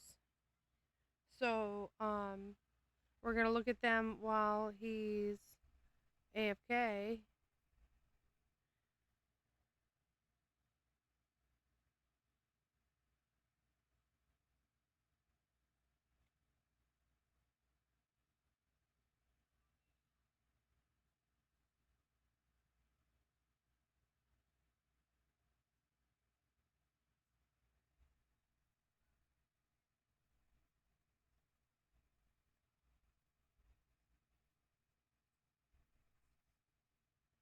This is the same room from a different angle. So, uh, I'm gonna look on my phone in the same photos so I can zoom in a little bit more because my computer's not letting me zoom in, just so that we could try to see if there was anything that could have been perceived. Yeah, see, from this angle, you can see it's like a ladder with like, it looks like a mannequin head on it.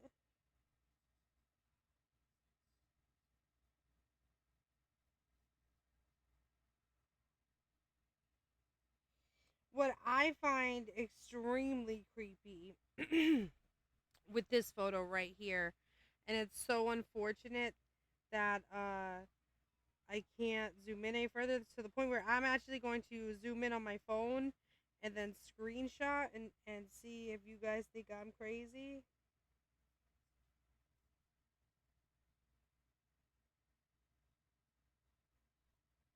All right, y'all, I'm back. Welcome back. So I can't zoom in very much in on the laptop. So what I'm doing is I'm zooming in on my phone because I wanted to look at this and ask the chat if I'm fucking crazy or not. Looking at these photos, right? I can crop them for you and resend them. Nah, it's good. I'm literally doing it now. Okay. Um, which I'm going to reveal like after we're done going through your photos because we're only on the second one. Yeah.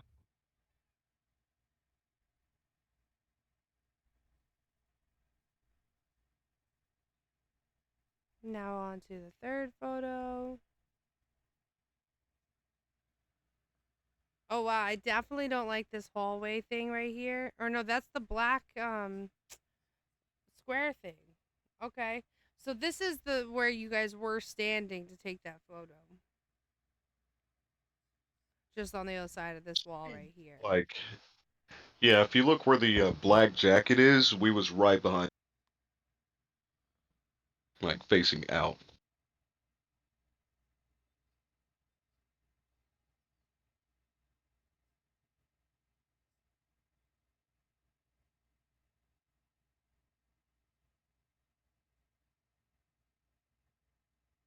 I don't quite understand these shadows on the ceiling here and what object they would be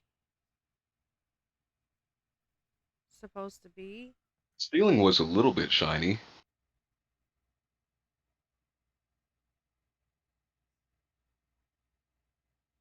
Oh, these are three mirrors in a row.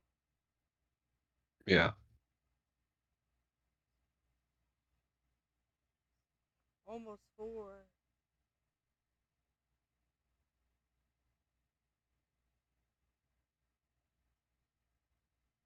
Let me show you guys the next photo that I'm actually looking at.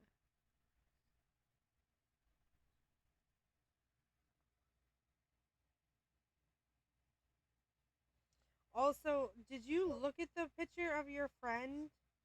It like look at your guys' faces in this mirror. I mean, it literally looks like you're holding a completely different phone, dude.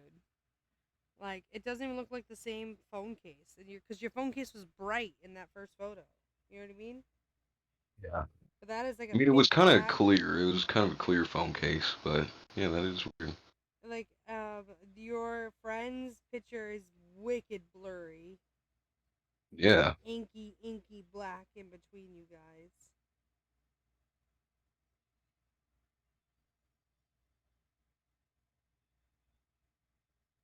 Like I actually don't even like the glint in his.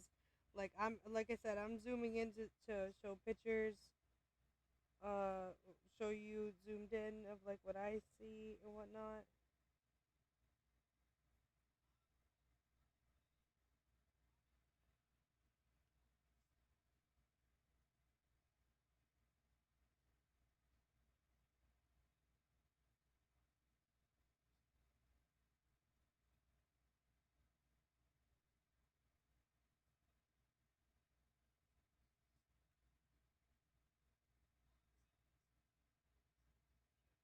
Oh, is this the outside grounds? That's what it looked like. That's a view from my back porch. Yeah, that's what the day looked like. Uh, that was before we went anywhere. Uh, I was like, man, it's fucking foggy as shit. So I took a picture off my back porch. So,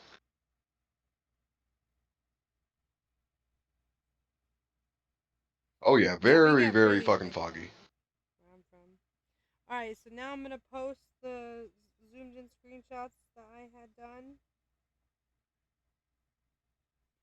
and I'm about to just present you just a preliminary. All right.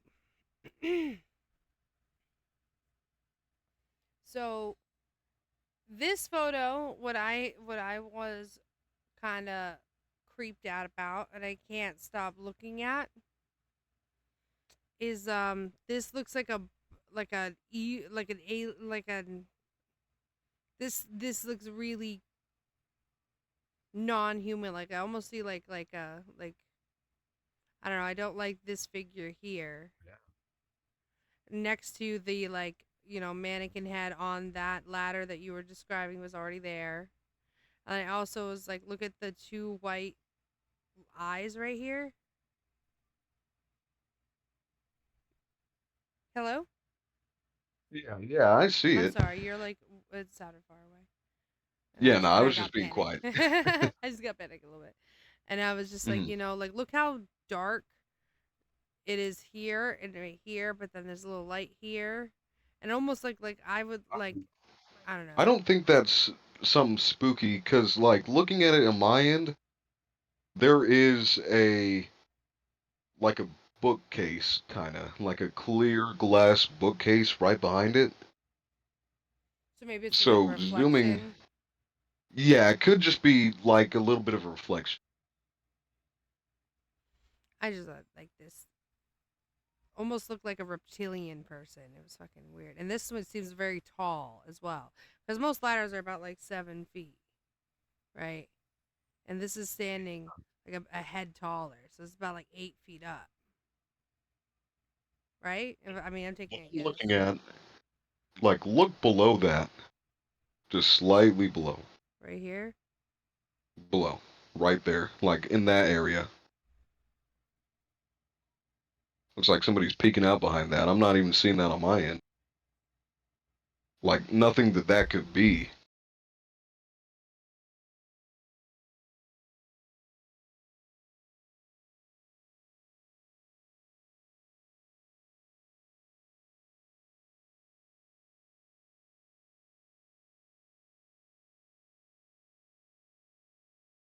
Also, what the fuck? Okay, see, the more I look at these fucking pictures, the more I realize that I have completely missed the fucking mark and never should have been in this.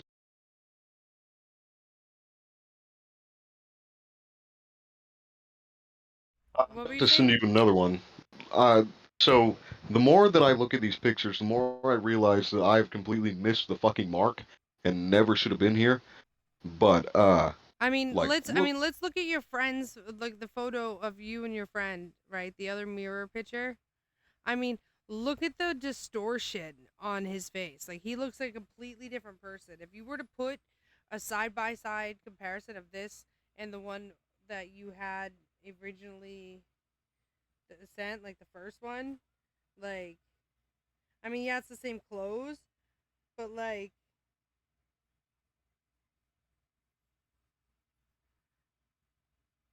pretty wacky.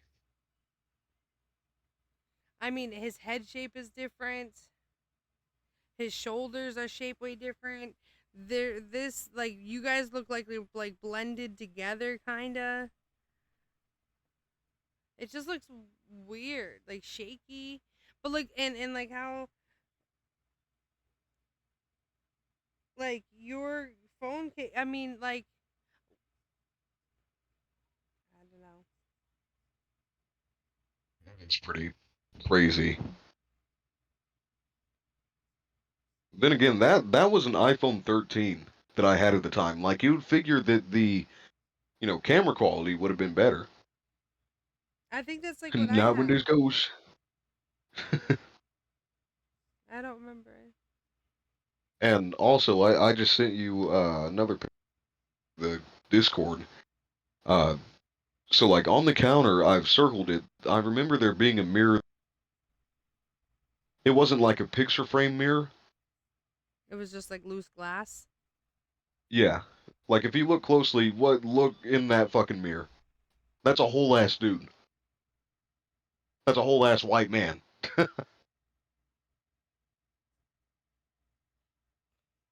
I would think that that is the reflection of the the white cylindrical tall boy type shit thing next to the mirror. You know what I mean? I don't know. I don't know. That just looked freaky to me. It's like look. I mean, it has like a face and hair and fucking.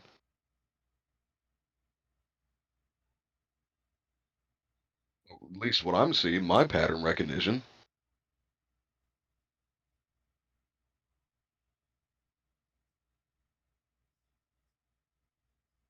No, you're just seeing the father's not toothy man mask.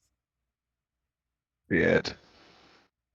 If I saw anything wearing the Toothy Man mask, I would have died. In that scenario, I would have just been like, "Yep, I'm done."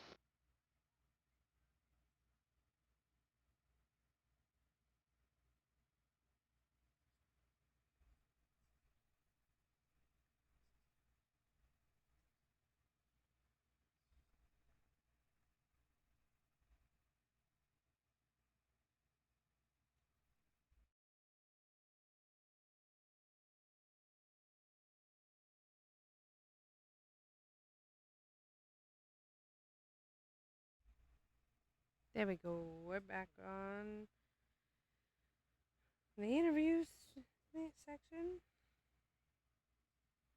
Yay!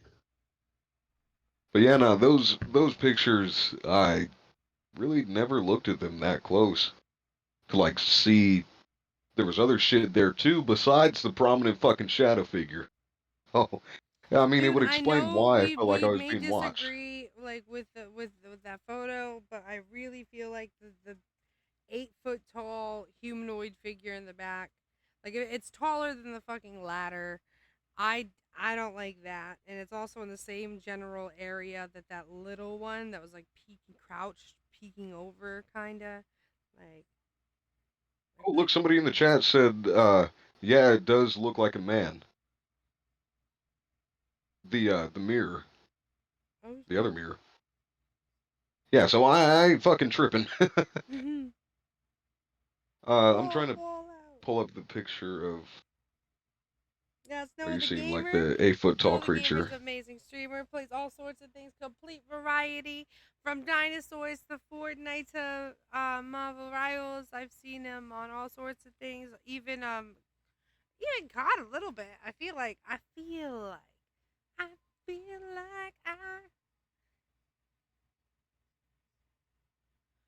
You can catch them on YouTube across all sorts of platforms. A lot of Minecraft things going on out there. I remember. Roller coasters. Um,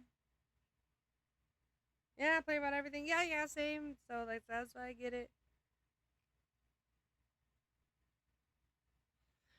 All right, moving forward. Okay, so we talked about the most unsettling investigation and why you're no longer like an official ghost hunter person, and that was like this encounter that we just went through explaining. Um, How do you define ghost or spirit? Is it a soul trapped, a memory imprint, or something else? Or You're soul trapped. In my opinion, I really do think that's what it is. like human souls trapped? Yeah, because if like buildings hold energy, right? Like whether it be from the sun, from like people, ourself. Every building holds energy. Like they're nothing but an electrical field of, lights, wires, solar energy bouncing off the building and like, forming kind of like a saran wrap around it. You know what I mean? So like if you die in a certain building, right? I think that it is very easy for your soul to get trapped because I don't know what our souls will be made out of, but I know that a lot of solar energy can affect like radio interference, uh, like electricity. All those fields can create like just layer upon layer of stuff that would get be hard to Oh get yeah, through. You know what I like mean? people Like a don't Faraday cage. realize that like the worldwide internet, the radio waves, even the Hmm. radio like back AM FM radio, like those waves already existed. They were discovered. They were not invented. Yeah. We did not invent radio waves. We discovered radio waves. Like there are all sorts of things that have different vibrational and that's just like I'm talking from like a scientific standpoint. I'm not talking like I'm not I don't know. I'm not trying to debate or declare anything, but I know what you mean by when you're explaining that like the energy, especially if it's like a like a tragic or torturous type of death. I feel like that Yeah. also like almost like jostles the soul. I mean, I have no like evidence of that or whatever, like per se. It's just how I feel about it. Yeah. You'd be pretty right on the money there. Uh, you know, people's experience in life is very subject, I'd like to say, but also, we all have, even people that are like, oh, I'm soulless, I don't have that, all shit. Uh, like you have a soul. If you die, it's gonna be there. Because humans are a spiritual creature. That's what makes us different from the other type of creature. So, like I feel like it's very easy to get trapped places. You know what I mean? Like if you have a traumatic experience, your brain itself, right, can remember that very vividly. You know what I mean? And I feel like that when we die, our subconscious is manifested outside of our bodies. And whatever is like in our brain, we can just kind of interact with a different dimension. You know what I mean? Because the human brain is very, very powerful. You know, Yes, and for sure. I I even think that the human brain itself could be the key to time travel. You know what I mean? Because like what other being have we discovered has the ability to replay different moments in time whenever we want, you know, inside of our own heads. Like Oh, it's it's like fucking powerful. mind-boggling. Yeah, because you gotta like how I perceive it, anyways, is like the brain waves is also energy. So like you literally like, I mean, obviously manifesting also takes work, energy, like a game plan, dedication and whatnot. Like there's a lot of different factors into different things. But will, the power, will, the soul, the mental capacity, the emotional strength, like all of those are strong tools in navigating fields that we can't necessarily see due to like limits and the different dimensional things like ultraviolet and different like how we were talking about earlier. Like I just think there's a lot of different ways that like we naturally can not dissect but like kind of figure out and notice Different things. different things. Yeah, like honestly, I don't know. I think that humans, as we are, like we are not just flesh and blood and bone. You know what I mean? We are beings that have the ability to, manifest time and manifest like who we are, what we see, what we hear. Because humans have shaped the entire fucking world.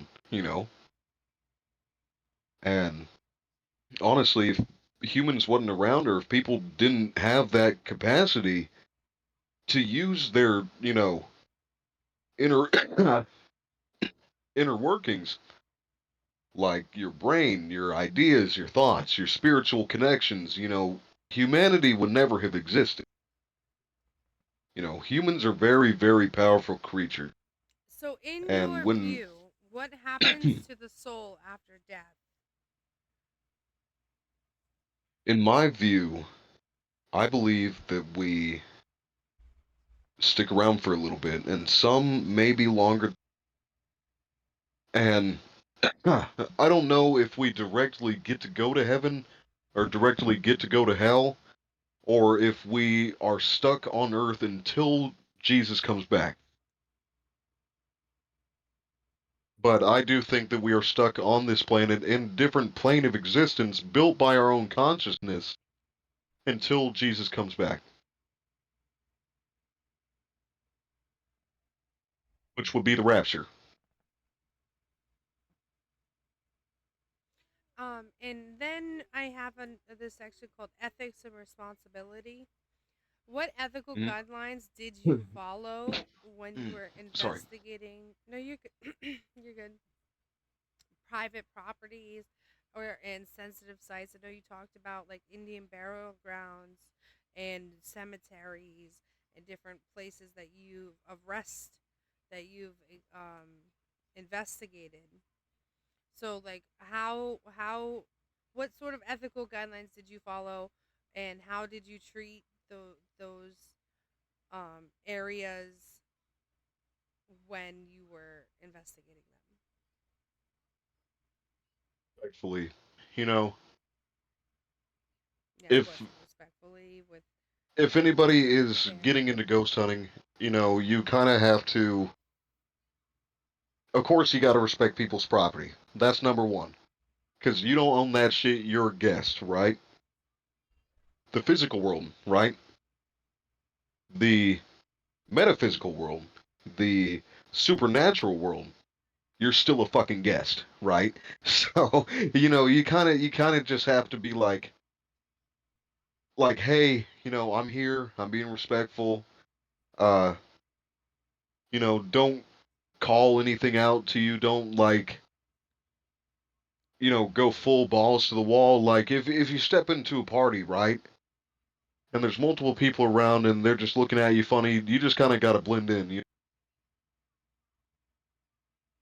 So definitely respect uh, to people's property and spiritual tramping grounds. Uh, you know being aware of your surroundings as well. That's always a good one. You don't want to go in somewhere and fall through the fucking floor. You know you don't Yeah, want to like do that at all. have some awareness and Yeah, caution. it's just social awareness. Respect. Consent, consent about being Consent. there. Yeah. Don't trespass. Because trespassing, and then you would trespass metaphysically, and then Yeah. go places that you might not necessarily be wanted. Like if you are ever like just starting off ghost hunting, I would recommend just not sticking around places if you don't feel comfortable. Also, I'm so sorry. I accidentally skipped a question, and I was actually kind of looking Hmm. forward to this question. So we're gonna circle back real quick because apparently I skipped lines. Uh, but it says, do you believe some spirits have specific agendas or messages?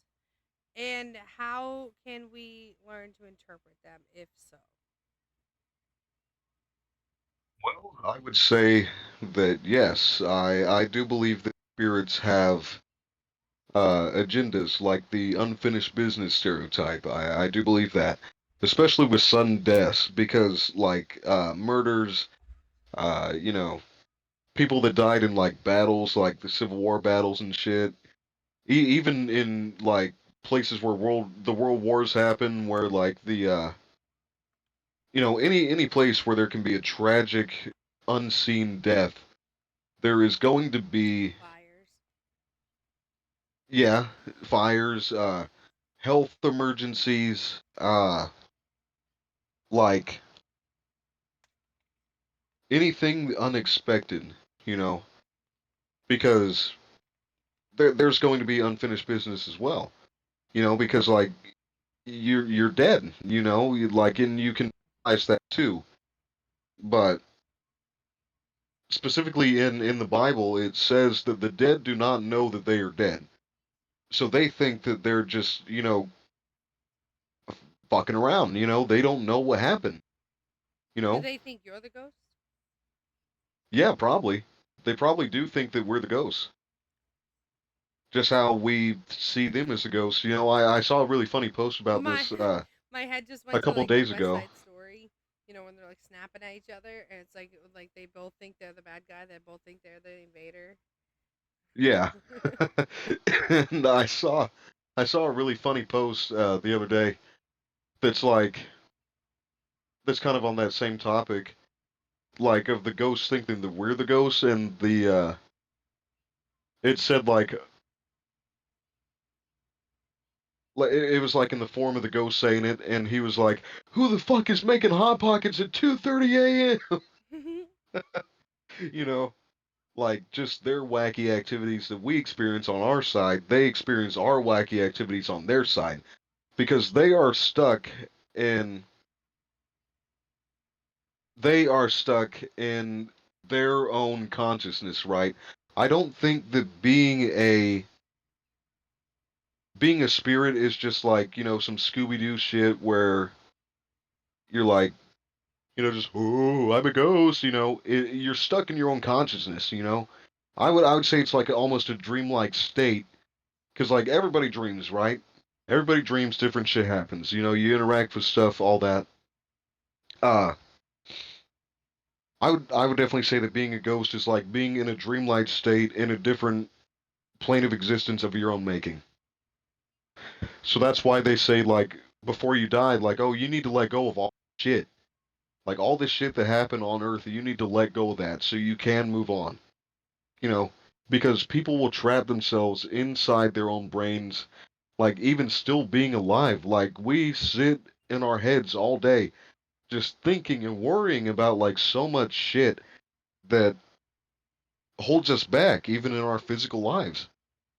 I really think that's what causes ghosts.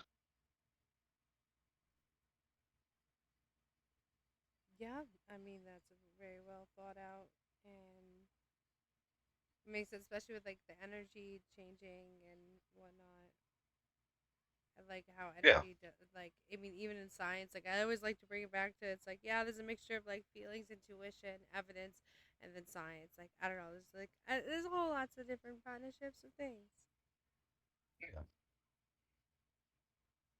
Definitely, just everything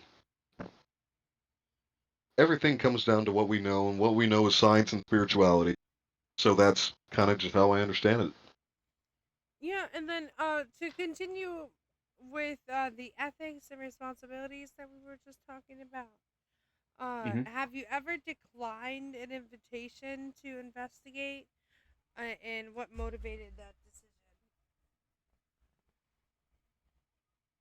or why did you not like decline, or or did anybody ever like go, "Hey man, we should Uh, do this," or like, and then you just go, "Ah, no, I got like a bad vibe," or did you just attempt to investigate all opportunities until that last encounter that we were just talking about?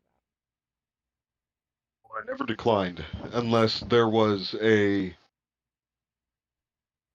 meaning of safety. You know what I mean? Like if I'm hanging around with someone and they're like, "Oh, let's go into this big ass abandoned building where there could be, like crackheads or like unstable floors, stuff that can easily fuck us up." That is one thing that I have declined on. But if it looks relatively safe, I've never turned down a good ghost hunt. Never. Hey yo, let's go. Uh, Until then. how do you support or comfort individuals who are frightened by your findings? Huh? Like have you ever like brought evidence of like a haunting or of paranormal like to the owners of a property, or was this just like an exploration for you? In some cases it has been kind of like an investigation for other people. Uh like with my last hunt, it was kind of to give a piece of knowledge to like the lady working there, because like her family's owned that store since like, well, owned that building since like the 70s or the 60s, I believe. And she, after all that was wrapped up, I even showed her the pictures and she was like, "Yeah, that's freaky as hell." So like after she said like, "Oh yeah, I noticed stuff too," I was like, "You know what? I'm fixing to help this lady out. See if we can bring some light on some shit. And it's been like that with other hunts as well. I remember doing a hunt with well, no, for my other friend at his house. Of course, there was nothing there. He was just tripping, you know, Mm-hmm. because like even I experienced some of the stuff that he said was going on, and I was like, yeah, you live next to a road, so there's gonna be whooshing sounds. Uh, your cabinets are shitty, so a breeze from opening the door could open them. Pressure differences. So yeah, I definitely say so. Yeah, yeah.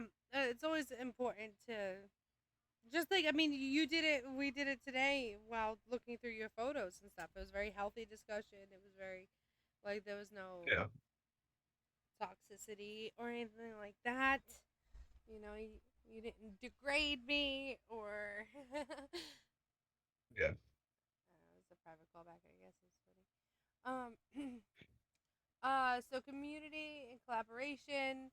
Um, would you start up or come out of retirement as an ex ghost hunter for like collaborations, or if like the paranormal community like had like requested it? As much as I want to say no, I definitely wouldn't. I would if I was requested to like be on a show or something, or like you know go to conventions, because there's ghost hunting conventions as well. Like, yeah, I would definitely do that. You know, like do ghost hunting with TV show or some shit. Yeah, yeah. Looking back, is there anything that you would do differently? Like, would you still pursue your thirst for experience with Mormons, or is there any place that you wish you could do over for an investigation to be able to kind of be more thorough now that you have gained that much more experience? With the Mormons, no, I've pretty well, had my experience with them. I'm good. If I never go back, or interact with the Mormon Church again, I'm completely fine. But one place that I do want to be more thorough in is the house that I was at when I was a kid. Because like I never got the opportunity to like thoroughly explore and like just be there and like be in like a grown adult state of mind to like realize what's going on. So like if I was able to buy that property and like investigate it myself, maybe even turn it into like a ghost museum or some shit, I would do that. I would definitely explore that place a lot more. I got you. I got you. Um, what misconceptions do people have about ghosts that you would want to like clarify that you learned throughout your experience as a ghost hunter? People think that ghosts and entities are scary. You know what I mean? And they definitely can be pretty scary. But with human spirits, they're not necessarily scary as in like, horror movies will tell us or and like show us like a ghost being like like think of The Grudge, you know what I mean? Like that girl Yeah. or like stuff from uh The Conjuring, The it's Conjuring not to house is that level. actually in New England. Oh yeah, another stream It's idea. in Connecticut. uh, but ghosts are not necessarily as scary as media makes them out to believe. You know, uh, they're just like normal people, just in a different state. You know, and yeah, granted, some of them do try to act scary, but if they're human and they're not like a massive possessed serial killer, there's not really any fear that should be had. You should just treat them like a normal person. But demonics, on the other hand, I've had a couple of experiences with those. Uh, they demonics are very stupid. You know what I mean? They are very vain and They very ignorant. self-influenced. Yes, very ignorant.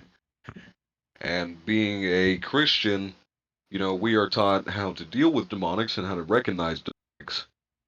So, it's not really that they can be scary either. It's just the way that they can present themselves sometimes can be very fucking terrifying.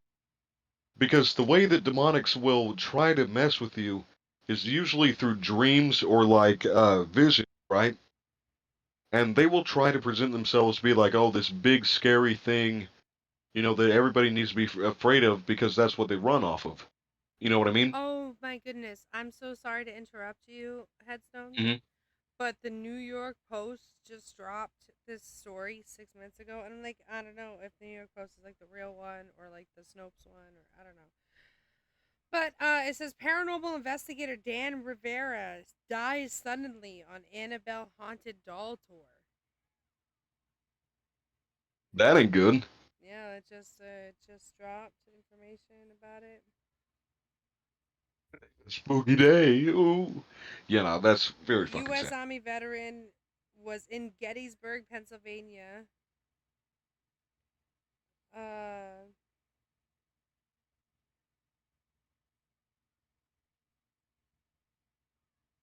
they were rushed to the hotel, CPR. According to the New England Society for Psychic Research, where he was the lead investigator. That's crazy. But yeah, that had happened. That was just announced an hour ago, and they just posted about it like 7 minutes ago. And And what's kind of crazy is that he was in Pennsylvania, which arguably like is like the middle of the country, and he was a lead investigator for the New England Society of Psychic Research. And it's so weird that like we talked about this today. Like we had this scheduled a long time ago, like over a month in advance. I feel like, anyways, or at least a month in advance. I always try to make them at least a month. So like for this to happen today. Calling you.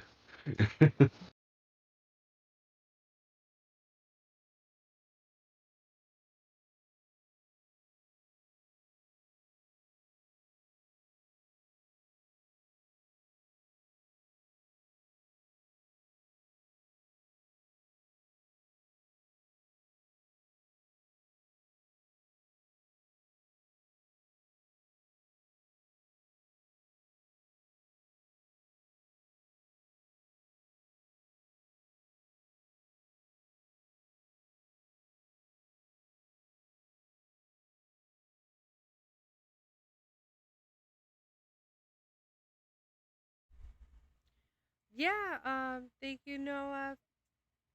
And Rooster Guy, yes, he made it in. If y'all don't know Rooster Guy, you are missing out. He is the proud, amazing owner of PC Playhouse, the only place that I trust to send anybody who wants to get a PC, who has a PC, who is interested in PC, who is anything PC. Okay. Um, Might need me a new one. I'm gonna go to that guy. yep. He's located right here in New England, and I believe he's setting things up for like the interwebs. But right now, he has a local shop right down there in Pawtucket. Right? I might be wrong there. It might be the wrong city. Right down there in southern New England, Rhode Island, Johnston. Yes, my bad. I don't know why I thought it was over there. Yeah, in Johnston, Rhode Island.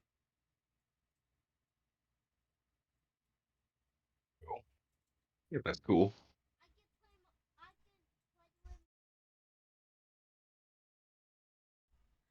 Um, But yes, back on topic with the paranormal. I had to interrupt you because I was like, oh my goodness, like that guy just like died, and we're as you were talking about like negative entities and the differential between like a human wanting to be acknowledged that their pain was real, that their tragedy happened, that they are able to cross over, and a negative entity.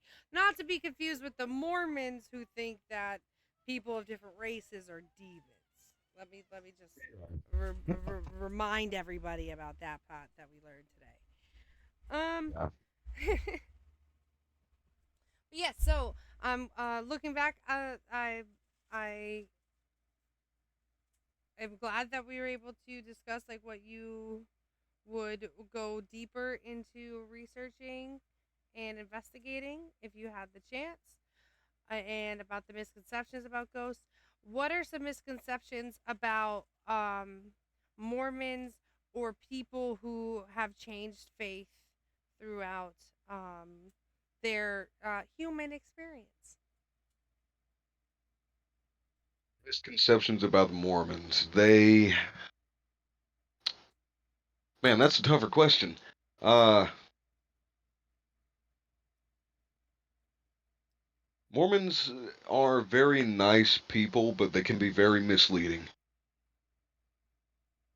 Like I'm not like Misleading you necessarily into the like, basement. Sorry. yeah, yeah. I mean, I mean, like not literally. like it's just a normal person, because like a normal person can be like, oh yeah, I'm Mormon, you know, and just be like the average guy. But the deeper you get into the church, like with the elders per se, they can be very manipulative, and very pressurizing, to get you into their church because they believe something like, oh, if you convert somebody, that means that you'll be closer to getting to your own planet. Yes, the almighty Mormon planet. Um, Yeah. Have you investigated any old hospitals or old prisons? Technically, yes. Technically, the Oddfellows would be kind of a hospital, like a old patient's home. You know, uh, any direct hospitals? Yes, I've investigated a couple of hospitals. Uh, Surprisingly, they were still operational, and I had no idea. And that scared the living hell out of me because the one of the hospitals that I went to, you would think that it was like decommissioned, but I guess there was like still an ER there somewhere. And I remember exploring the decommissioned wings of the hospital, and it was like in a really smaller town. I want to say, yeah, what was it? It was either Ray Town or Ray Moore, somewhere in there. But the one time when I was exploring that building, right, I had no idea that there was still an ER, and apparently the intercoms still worked, right? And I remember it was just really fucking dark. And then all of a sudden, I hear a loud ass fucking voice just echo throughout the entire fucking building. And I don't even remember what they were for, but it was like some. I think it was something like the ambulance is coming in or some shit. And I just remember that shit scaring the hell out of me. So not necessarily a paranormal experience, but just a holy shit I about shat my pants experience. So yeah, that A was pretty hostile spooky. experience, nonetheless. Oh yeah. In prisons, yeah, prisons have a lot of tragedy stuff happen in them, and a lot of dark energy. Um, Yeah, I've never explored a prison. I would really like to explore a prison, uh, maybe sometime in the future. there are some abandoned prisons near me. I was thinking about doing one of my bicycle streams where I cycle in real life and I like mount the camera to the handlebars. Um, like oh, because they have like a public riding path around it. Because of course, I believe in consent, and I would never do anything nefarious or against any rules or local laws regulations. I have Um, a prison story from one of my friends, though. He used to work in a corrections facility. If I would be able to tell that one, yeah, if yeah. If that's you all want to, right. sure. We got enough time.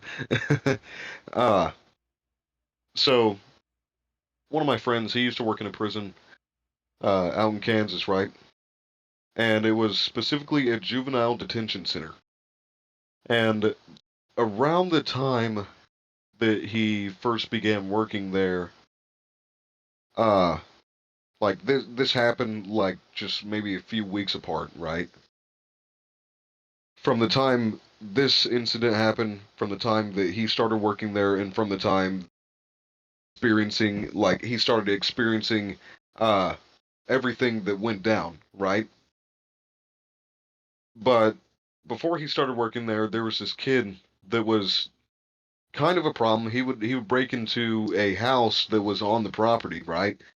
It was like the warden's kind of area, because he would live on site. And so he got caught one night breaking into the house, and they like handcuffed him in a way that caused him to positionally suffocate. Like he was in a position to where he couldn't breathe, and he died right on the front porch of that house.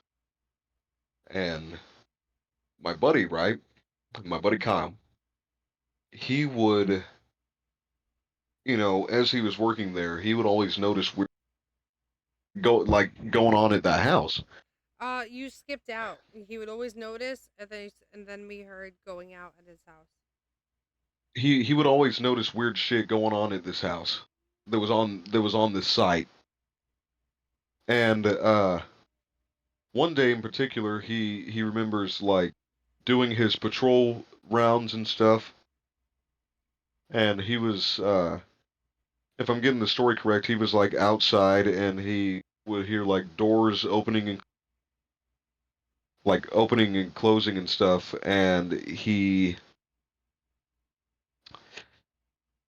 of course there was nobody out there, like everybody was on lockdown. And whenever that stuff would happen, the lights would be on inside of that house. Keep in mind at this time that house is abandoned. Like the warden isn't allowed to live on site anymore. So, he's working, he's doing his rounds, he's doing everything, for the next however long he worked there. And close to the end of when he stopped working there is when he learned about the story of the kid that would die, that, would have ended up dying at that house. And he was like, huh, well, that makes a lot of sense. And he was so prominent, right, that they even gave him a name. They gave him the name Red, like, oh, Red, the house, like Red's fucking with the house again. Uh, Red's doing this, Red's doing that. Like it was very prominent at that jail. So that's really the only thing I know about jails and ghost activity. Aside from what I've seen on TV shows.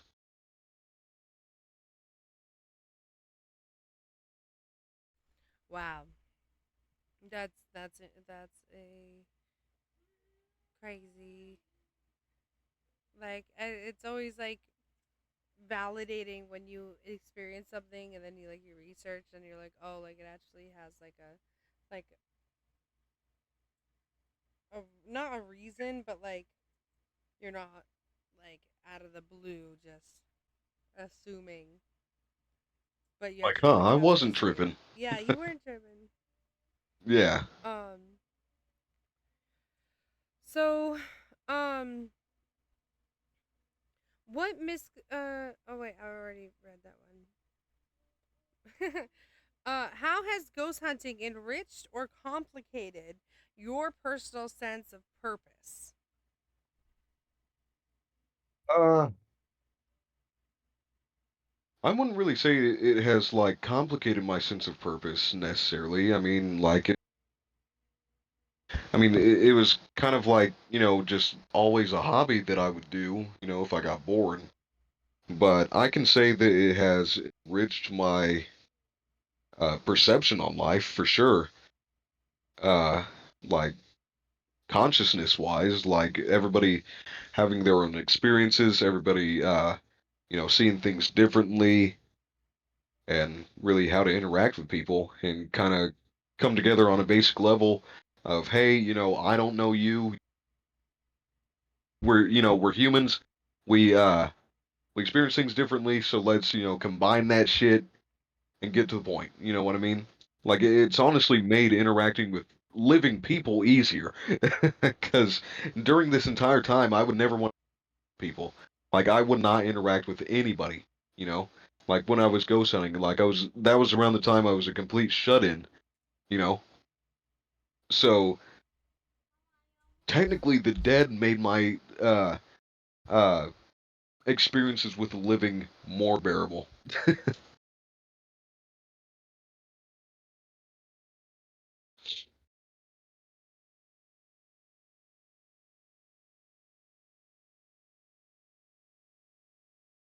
That's all I got.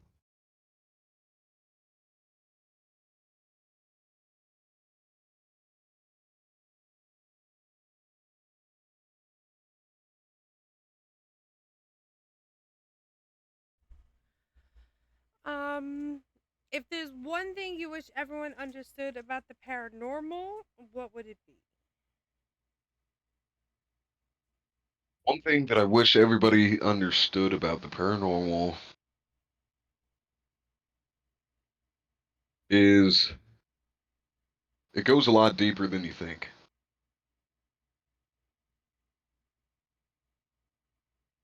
That's uh that's all I got about that. Like it just goes a lot deeper than you think. I mean, like you don't need to have like all the whole fancy shit to do it or like to understand it, but never accept anything on surface level of what it could be. Like Okay. always just stay vigilant. And finally, Mr. Headstone. Um, Hmm. what is next for you? I know that you are new to the Twitch community, and we are welcoming you right here on Twitch to continue your journey with content creation. But what are some goals and milestones and different things that you are working on moving forward with all of that? Are we gonna see like maybe more investigations? Um, what sort of games do you plan on streaming? Should we be looking for you on YouTube? I will say that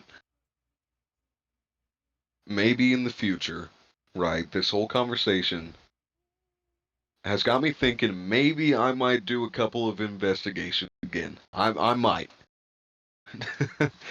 uh, Hey yo.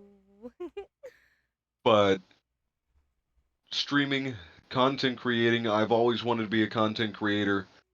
Uh, just having a community really seems kind of like enticing to me. You know what I mean? Like being able to interact with people on a larger scale and like make a difference, like influence. You know what I mean? Like being an influence for good.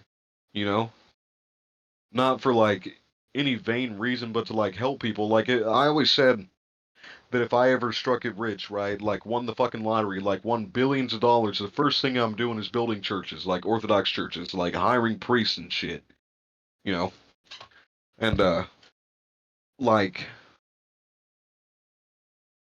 just basically fucking giving money out because I'm very simple. All I want in life is maybe just a Lamborghini, a really nice car, some shit, and not to worry. The rest of my money would go towards people. Not myself. I wouldn't have anything to do with it. I wouldn't know what to do. If I made it like big, like a really big Twitch streamer or like a really big YouTuber, like any money that I would make from that would definitely go towards helping people. No. Well, I love that you have a clear path of like what you would do with the success that you're building towards. Hmm. And I wanted to thank you again for accepting my interview with interesting people that I host once a month. Next Yeah, month, it's I really actually good to be here. I wanted to wait until I got to talk with you about the paranormal and about your experience being groomed by Mormons. Um,